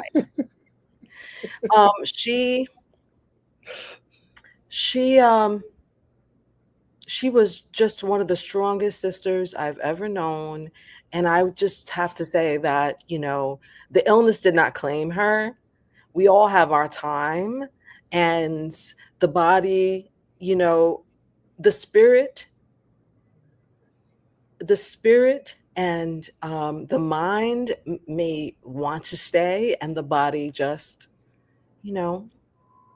like a snake shedding its skin. And like it's been said that, she's here. So la lucha sigue, Johanna vive. And so with that, I would just like to echo what Robin was saying, that she was not singular. She wasn't narrow minded. She wasn't just about one particular focus. She was so curious about so much, and through her show on BAI, she taught us so many things. I learned about Sylvia Federici. I was reading, or trying to read Caliban and the Witch during quarantine because Johanna had her on her show. She was a feminist. She also had a unique way of seeing things. And it's been, a few people have said this. Mickey Melendez was saying that, she had a unique way of analyzing. She had an analysis. It was just the way her mind thought. How she would describe herself, though, would be just a girl from the Bronx who went to Brown and who learned how to think. And that it was through learning about the young lords that she learned how to think. And through their analysis, the young lords, for any listeners who don't know the history or who the young lords were, she would describe them as the counterpart to the Black Panther Party. And they were inspired by the Black Panthers. And it's because of the work that she did that we're left with her book, to quote Momia, which has won a fistful of awards. We have the film.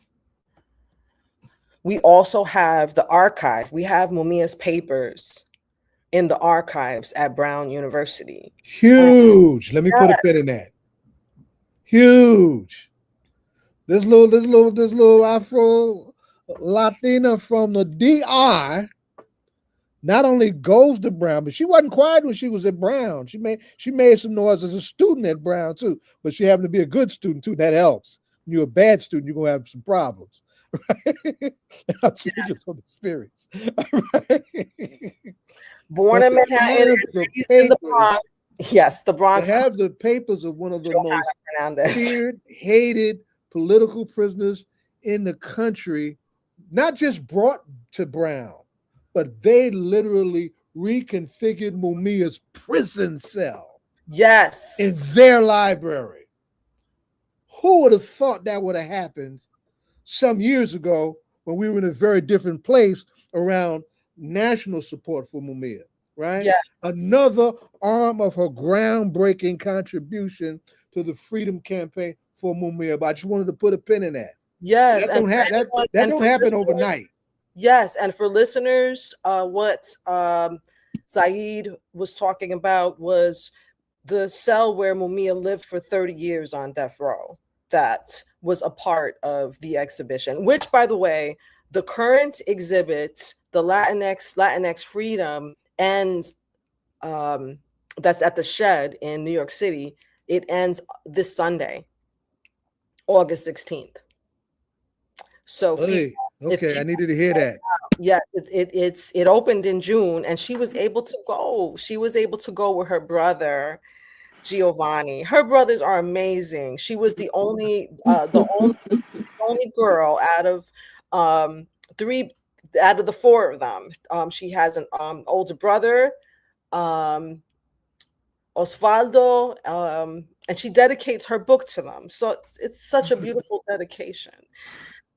Because she embeds like a quote from Kipling, about 60 seconds run, that line from the poem If, even though he was a huge racist, Rudyard Kipling was a huge racist. But anyway, the poem is beautiful. We were inspired by the poem.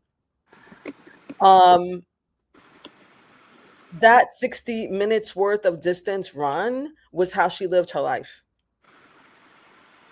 And she lived it fully, and she lived it to the fullest.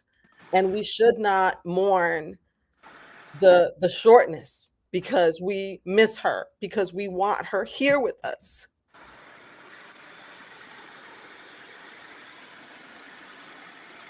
And because we don't know how we're gonna, how do we move? Where do we go from here?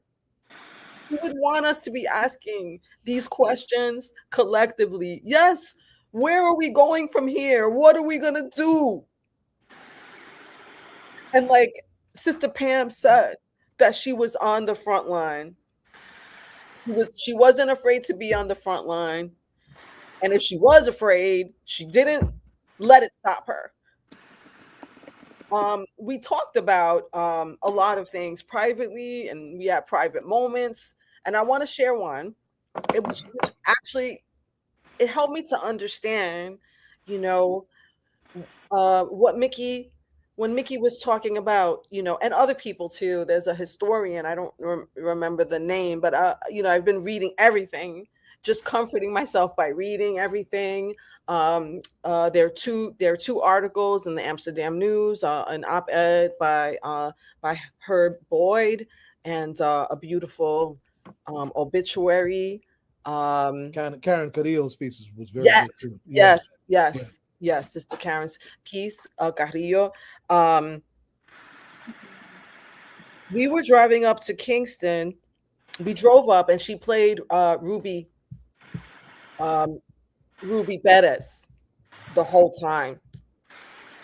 And for folks who may not know, he's the Dominican merengue musician who was killed in that tragic nightclub where the ceiling collapsed. Yes. And this horrific tragedy that occurred because of the negligence of the owners and the corruption in the Dominican Republic to allow something like that to happen. But what I didn't know, I knew that a lot of people died, and I knew that there were we knew that there were a lot of people died. What I didn't know, and what Johanna shared, was that entire families died together. Yeah. And all the siblings died. There were parents who were left with, there were elderly parents. There are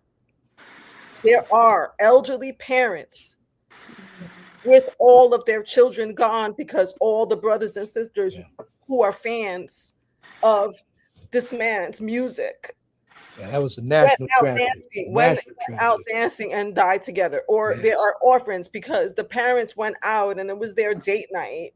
And, just that was Johanna, to be able to paint that whole picture, because yes, of course she would have that ability, that gift to do that as a historian that cares about humanity.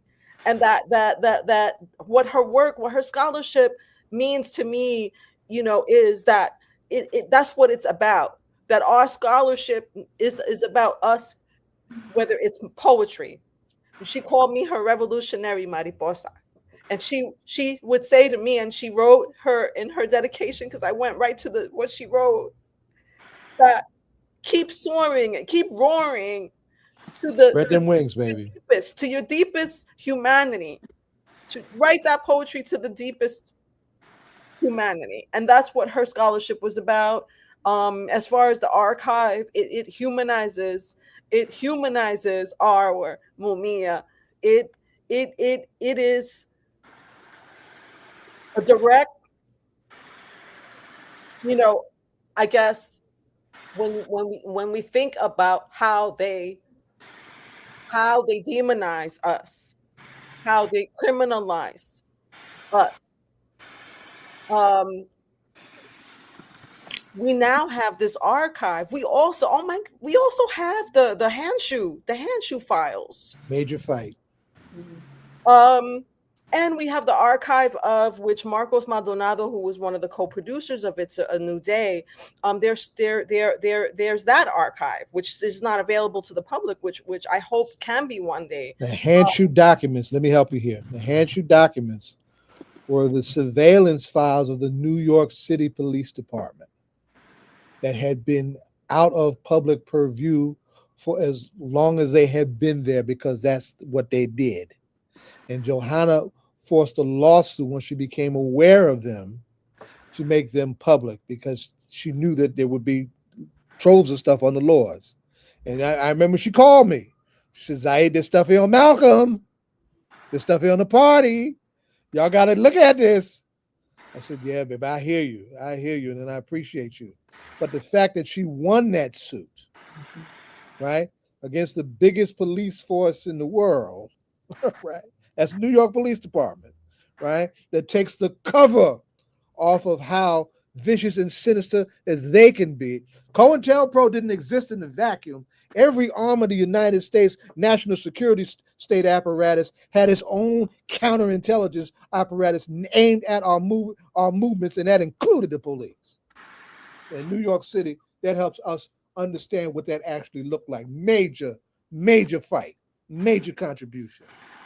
Let me bring Tag in, because I want you to catch your breath, right? And I don't want to lose this young brother. We're finally up against the clock, and all of y'all have shared some incredible pieces that make up this incredible legacy of this incredible comrade sister that we love. Tag, jump on in, son. Right? I don't want you to get lost. It's getting you outside and it's getting dark. We can't see you no more. Right? You've been struggling with sound. Can you hear us all right? Yes. Can you hear me? We hear you. Jump on in and talk about your teacher, son. As has been expressed, there's no necessary way to begin, and there's no way realistically to, complete that picture, so we bring different elements, to that. And there have been just so many clear articulations, of this dear comrade, and one of the clearest to me, and it's been referenced here, and out of respect, I won't be, we don't, regardless of what, there is a very real sense in which, Sister Johanna is still out here with us and will remain out here with us for the duration, and this is how she lived her life, in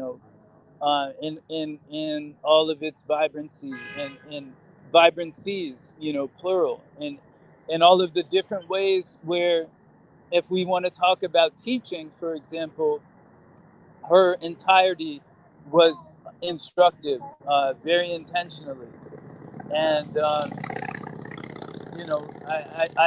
to me, there's no kind of amount of time, that could delimit and make sense of all of those reverberations. I would say that none of us individually can know how fully her presence out here, will be felt, and is being felt, and will continue to be felt, and none of us can really gauge accurately, how those reverberations will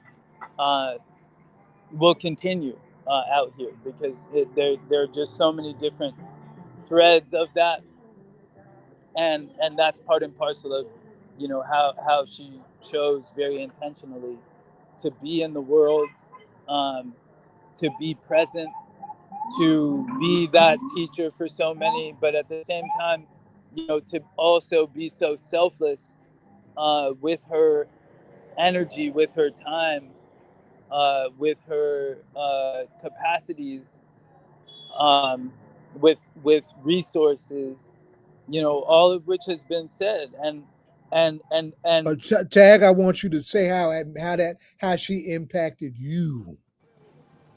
well, I mean, that's all of that is part and parcel of that, and I would also say, what I was just starting to point toward, and this is one of many ways that Sis Johanna has and continues to impact me, was her ever-present relationship to Mumia, to the Mumia movement, um, and to all that Mumia upholds, which is similarly, very selfless and very uh, universal in its scope. So that in tandem was always a very potent uh, mode of communication. One of the countless ways that Sis Johanna impacted me directly was that she was always able to, and always willing to, lend her access and her time and her analysis to whoever, needed it, particularly in the sense of bringing Mumia's voice to those spaces live and direct. And relatedly, very, very much relatedly, and in keeping with just the physical presence of Mumia's voice, which I know that all of us here who have been impacted by Mumia's voice are well aware of what that is, and how indescribable that impact is. She also was always attuned to drawing out everyone else's voices, and one of her constant messages was, to find your voice, and she was somebody that always was listening out for your voice specifically, especially if you have not found your voice as yet. That again is And is the Zaid, senior teacher of the master teacher. Go ahead, Donna. Zaid, no, when Tag started talking and as everybody was talking, it made me think of how they ended the movie Malcolm X and how it went to the screen and the students began saying, I am Malcolm X, I am Malcolm X. And then it went across to the motherland. And then you've seen babies over there saying, I am Malcolm X.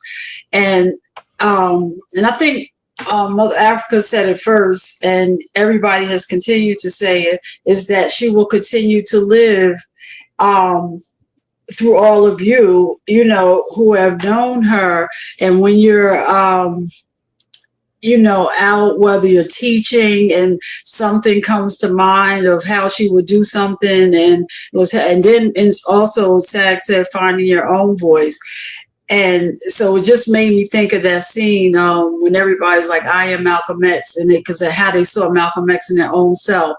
But I also wanted to ask, has anybody been able to speak to Mumia and get any comments from him? Oh, he's always there.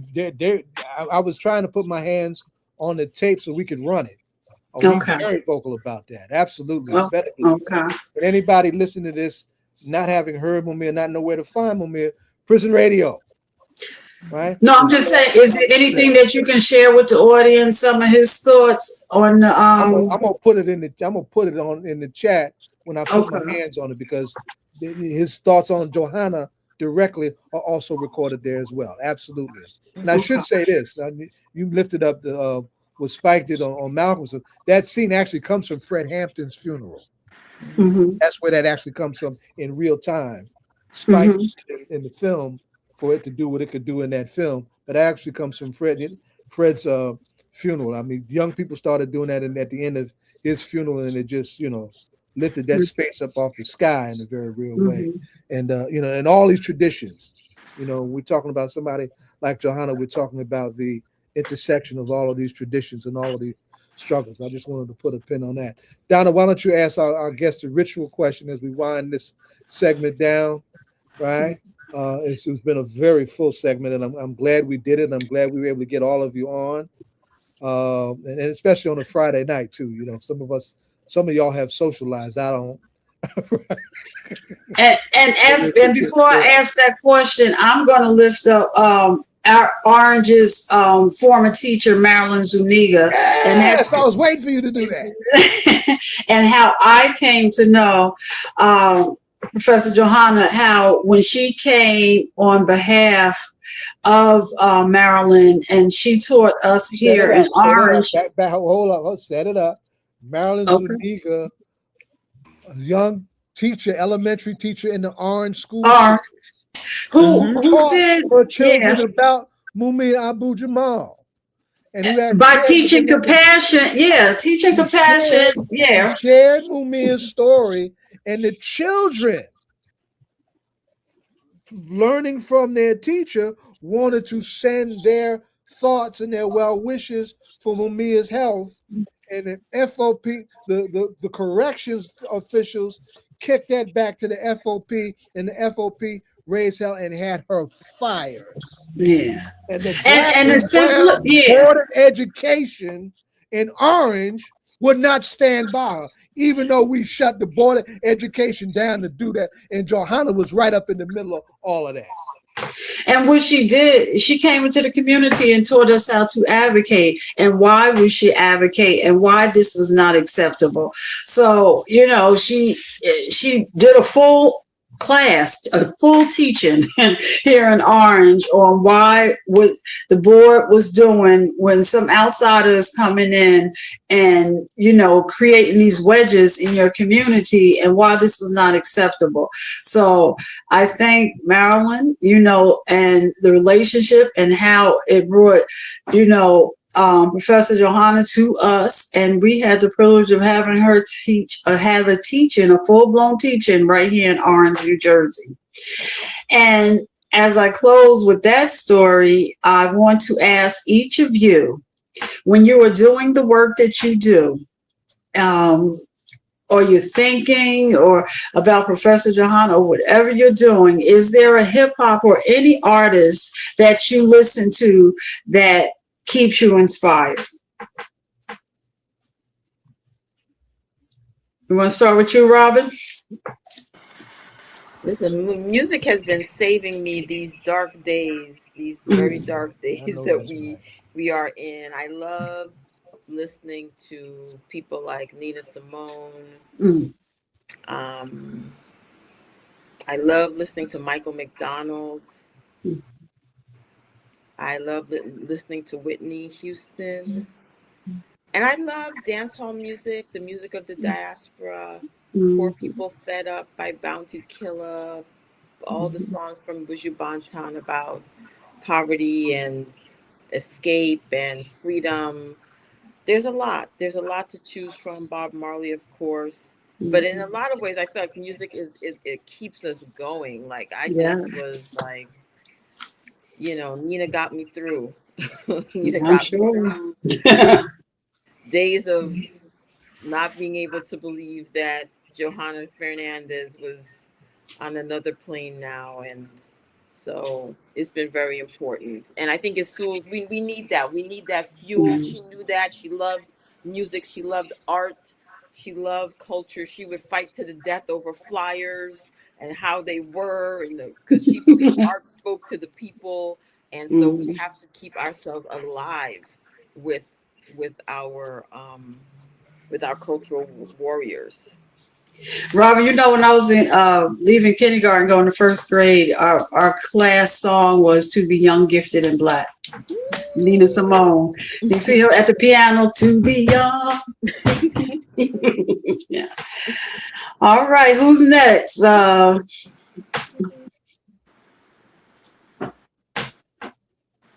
right, I guess I can go. I mean, everything Robin said, I'm like, yeah, I'm with it. I haven't always been, as much as I'm a music fiend, I haven't really been tuning in for some time, but one of the songs I heard the other day, and it's been ringing, is that Desiree song, "You Gotta Be." Desiree is an artist many don't know, and that song hits every time. So yeah, and of course the Nina Simone piece that was always on Johanna's radio morning show.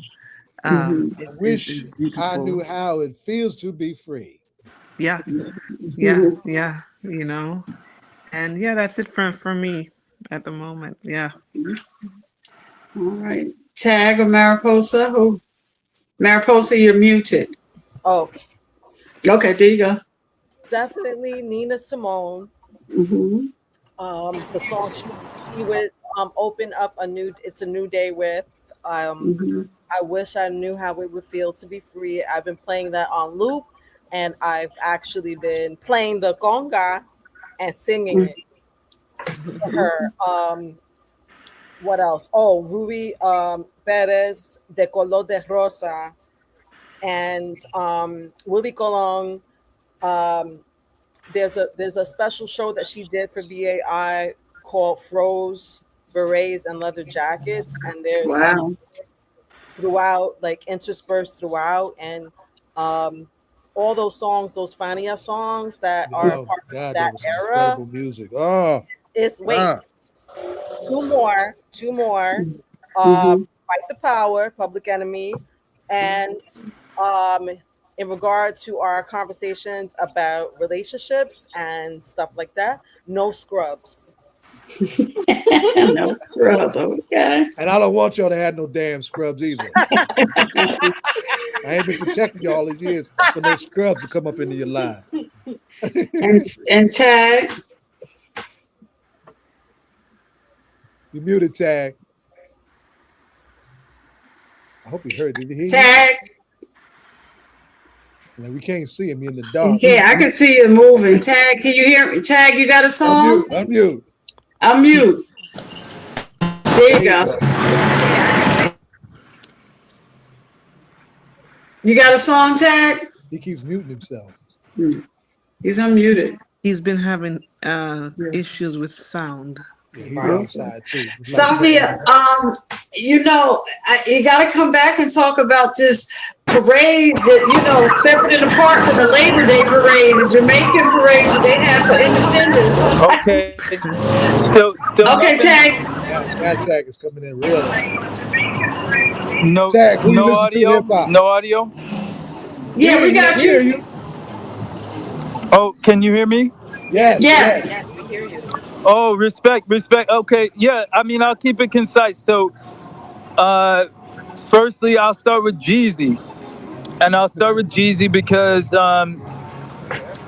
it was not so shocking to me, but it was news to me to find out that Mumia messed with Young Jeezy's work.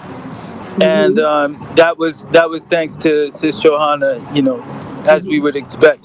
But you know, Sis J was you know, forever listening out to, you know, the currents of whatever was going on. Another one that I would speak to would be the interlude that Mumia is on with Immortal Technique. I think it's called what is that track called? It's the interlude. I think that it's called Homeland Security. Okay. So I would I would point toward those two, but you know, I feel like regardless of whether or not we shared the same exact taste in hip hop, which we did not, Sis Johanna always just repped for that hip hop ethos in just her being, as far as just how she moved out here, and always was able to channel that energy in instructive and connective ways. And I will forever, you know, I'll just forever resonate with that energy, you know, and it was different every time. Right on. Que viva to our sister. That means long live, y'all, in Spanish. Right? Long live Johanna Fernández.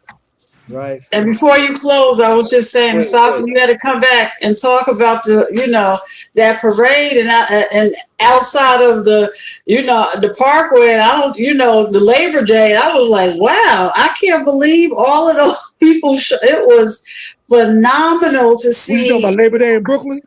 No, I'm talking about the parade, the Jamaican parade that they just had. Is it a week ago? Independence Day, yeah. Yeah, for Independence Day. It was a week ago, right? Yeah. Oh my goodness. Was in Brooklyn, and the numbers were wow. We've never had that before, so yeah, man. So that was beautiful to see those numbers and just to see. And did you get to go? No, I didn't even know there was one happening. I heard about it, saw the pictures, and I'm not even in New York at the moment. So oh my gosh, I was like, whoo. Robin, are you in the city? Did you, Mariposa, did anybody get to go? I heard about it. I was in Puerto Rico.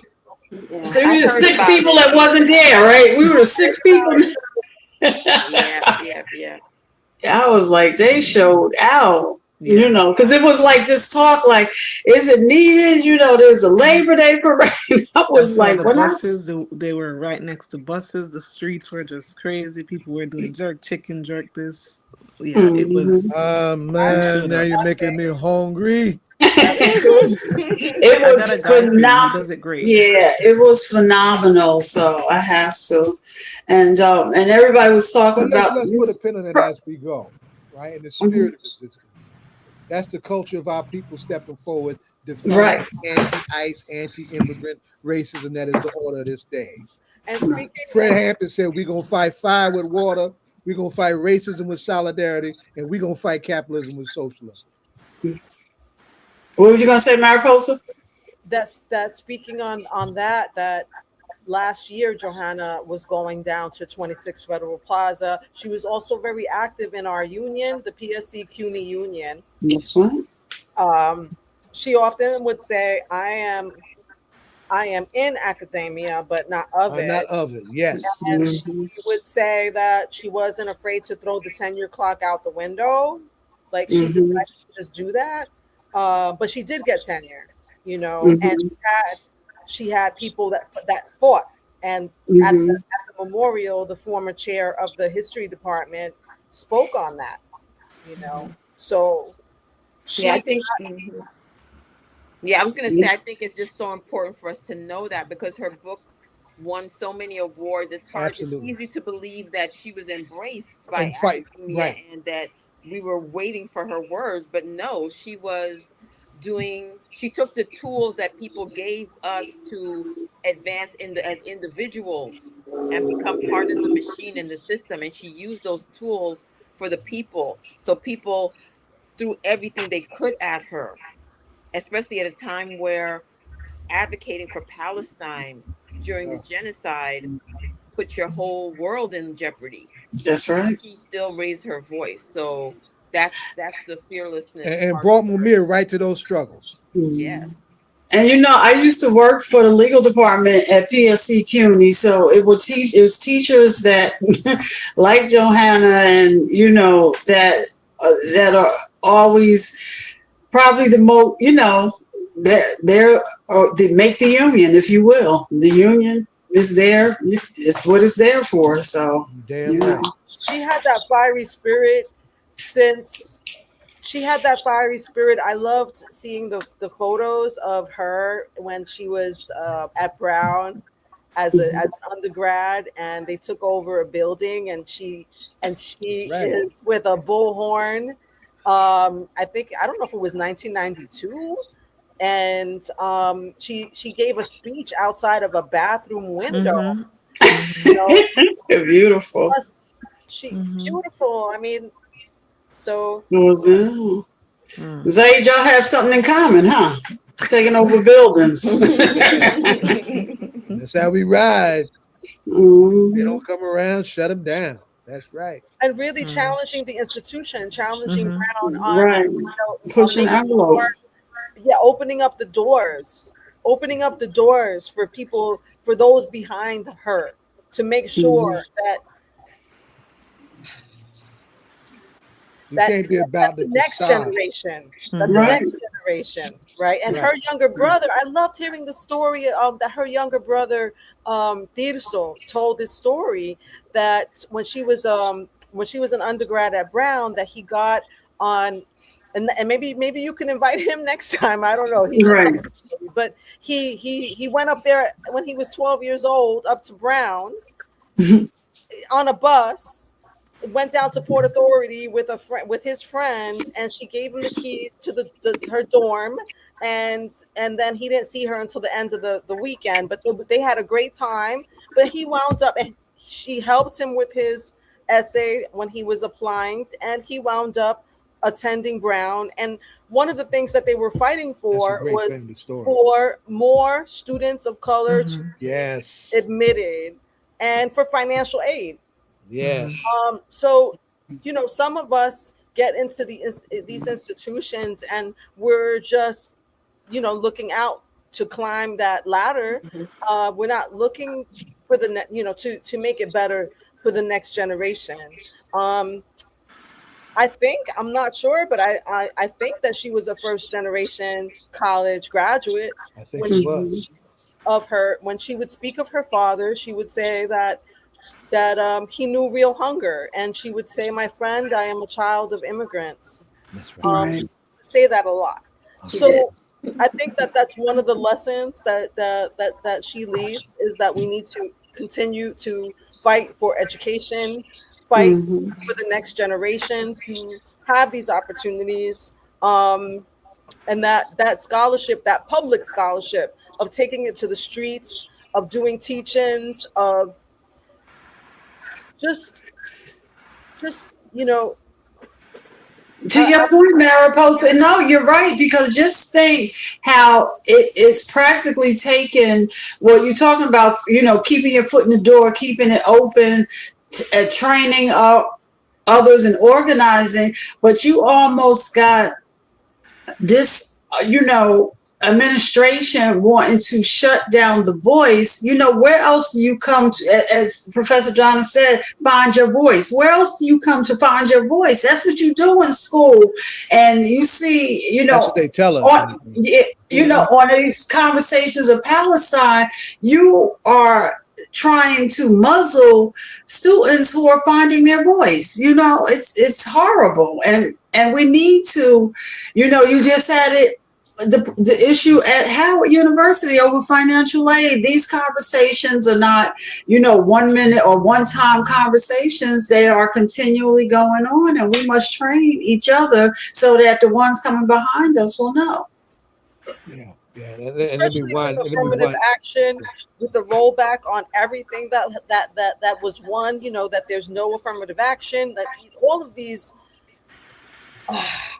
Yeah, it's tough because you think CUNY and you think revolutionary history, 60s struggle, but when you go and you look at the faculty meeting, you could feel like Rosa Parks in there. Okay, there's not a lot of diversity in the faculty of CUNY. The students, yes, but the faculty, not so much. Wow. So we have to think about what does it mean to fight for the struggle, for equity, for justice for our students, for the faculty, the teachers, the people who are there, who are made to feel invisible, who aren't given the benefits and the salaries that they need to honor the commitments that they give to CUNY as adjunct faculty and contingent faculty. So we really have to kind of think about all that. It's very complicated. That's what I loved about Johanna. She was always digging. She never stopped digging. There was never a level you got to where she was, not going to go deeper, whether it be race to indigeneity, to the role of the native peoples, to women and gender and violence, to, supporting LGBTQ trans, to the environment, to food, to everything. And you know what, Robin? Colin Powell said in his book, I never forget this line on his book. He was talking about CUNY and they have the center named after him. And he said, I remember going to CUNY at a time when New Yorkers, and I'm paraphrasing, didn't think it robbery to send somebody like me to school who couldn't otherwise afford it. He went to CUNY for free, and how he described it was, when he was in the room with all of these other generals, like, where'd you go? Did you go here and everything? And how he would, describe CUNY and everything like that. But it was something that he was very proud of. So you're right. And like you said, you might see diversity among the enrollment, but then if you look over to who's teaching those, and maybe not so much. So it's been real, y'all. Yes. And y'all the only ones that have added like another 15 minutes to the conversation after we did the ritual question. Yeah. Well, thank you. And don't make it, it's so much going on, even at, with CUNY, and don't wait for us to call you if there's something that, I hope there's going to be a scholarship in her name. I hope there are things that are going to come and, that are coming down, the pipeline, that there's to talk about, and different things, I know around professional development, there's a lot, that there are a lot of people that can learn, after her life and her legacy. So we look forward to hearing what's to come, or anything that you might have to share with us. So please don't be a stranger. Thank you. Mariposa, you got to come back and keep us updated on Puerto Rico.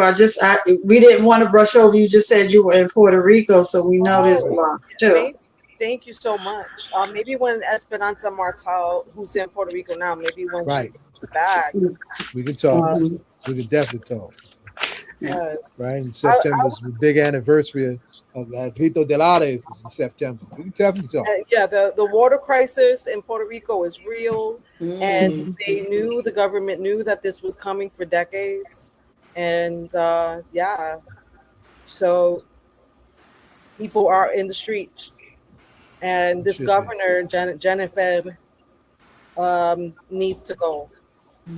So in the same way Ricky Rosselló was forced to resign. That's what we need to do, is really um, get rid of this governor who was um, the president of Mhm. Latinos for Trump.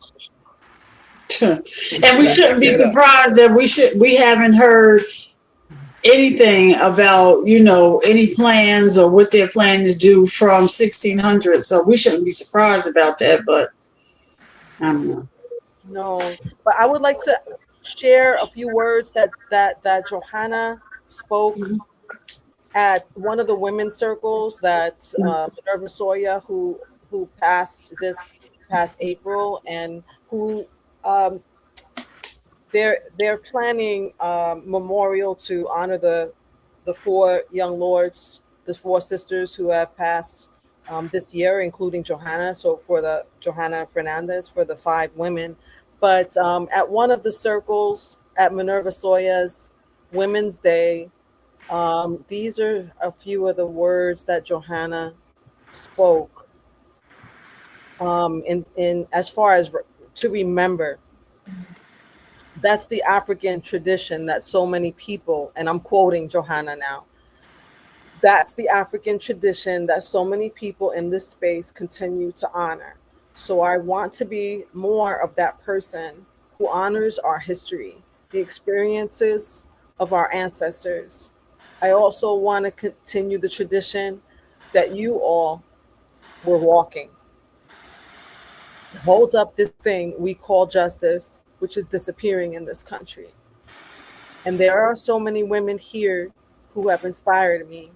Ultimately, we need models so we can walk in the path that we need to be inspired. And I've interviewed women in this circle, and their stories fill my life with pride, with the courage to continue. And I'm very grateful for the work you've done and legacy that you walk in and leave behind.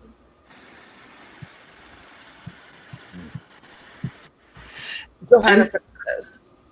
And Mariposa, we send you a hug. I know last time you were here, you were doing the words of your dear sister and talking about jumping in the pool with her and everything. So we give you love and blessed memories of your two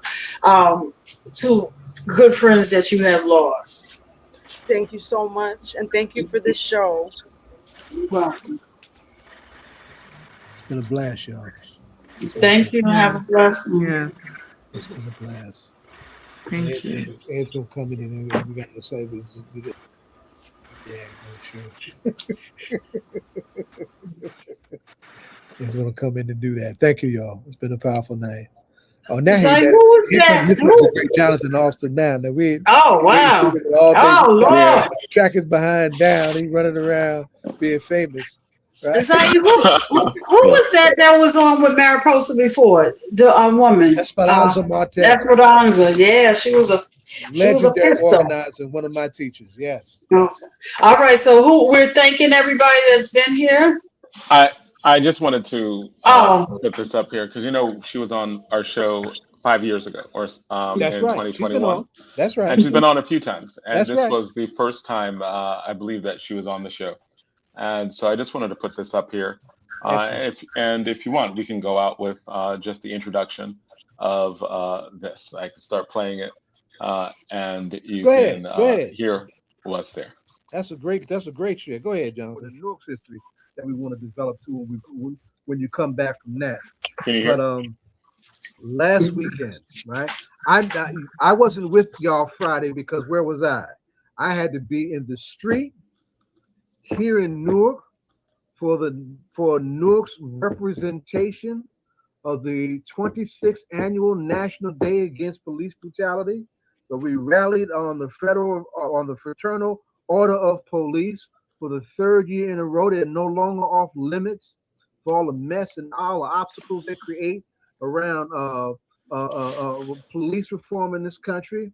And I had to leave there and run into New York because I had the task of opening the International Tribunal on Human Rights Violations in the United States against Black, Brown, and Indigenous people. And on the first day of testimony, one of the expert witnesses was our guest who we're about to have and enjoy over these next few minutes, Professor Johanna Fernández. In the City University of New York's school system as a teacher and professor of history. Done it's an important film on Mumia Abu-Jamal, and then has edited helped Mumia on some of his books, right? And like I said, is one of our lead voices in the whole fight for Mumia's freedom, right? Unfortunately, even though we just had a couple of victories on the political prisoner fight, the granting of medically compassionate release for Russell Maroon Shoatz after some 49 years in captivity, and really up against it, facing terminal stage 4 colon cancer, and the granting of parole for David Gilbert, the state of New York's last political prisoner. We then get a dark decision coming out of the courts of Pennsylvania against Mumia, and we're going to let Johanna break that down and give some more background as to what she participated in this past weekend. So Johanna Fernández, welcome back to All Politics Are Local. And before she starts, I just want to say I had the opportunity to meet her when she gave a teaching in Orange, New Jersey regarding Marilyn Zuniga. That's and right. That's the right. teaching that she did here was so dynamic that I'm sorry if anybody missed it. So she became one of my favorite professors. Did we record that? You can say something. You have to look back and see if we documented that. Yeah, we have to see if we good did to lift that. back up if we did, right? She's done some tremendous work in this area. So without further ado. Yeah, Jersey. Yeah, that's the fight we should have won. Our daughter Marilyn Zuniga took up behind that in New Jersey, went to Oakland of all places, and totally redid her life. Was having a good time teaching in a very liberated space and enjoying what she's doing. It's a shame she had to leave this crazy up south gangster state in order to do it. But that's part of what this struggle is all about. So tell us, beloved, what's going on with Mumia and what happened last weekend? Well, thank you for the illustrious introduction, Donna's, Baba Saeed, Jonathan. Thank you for the love. And thank you for those struggles of the past.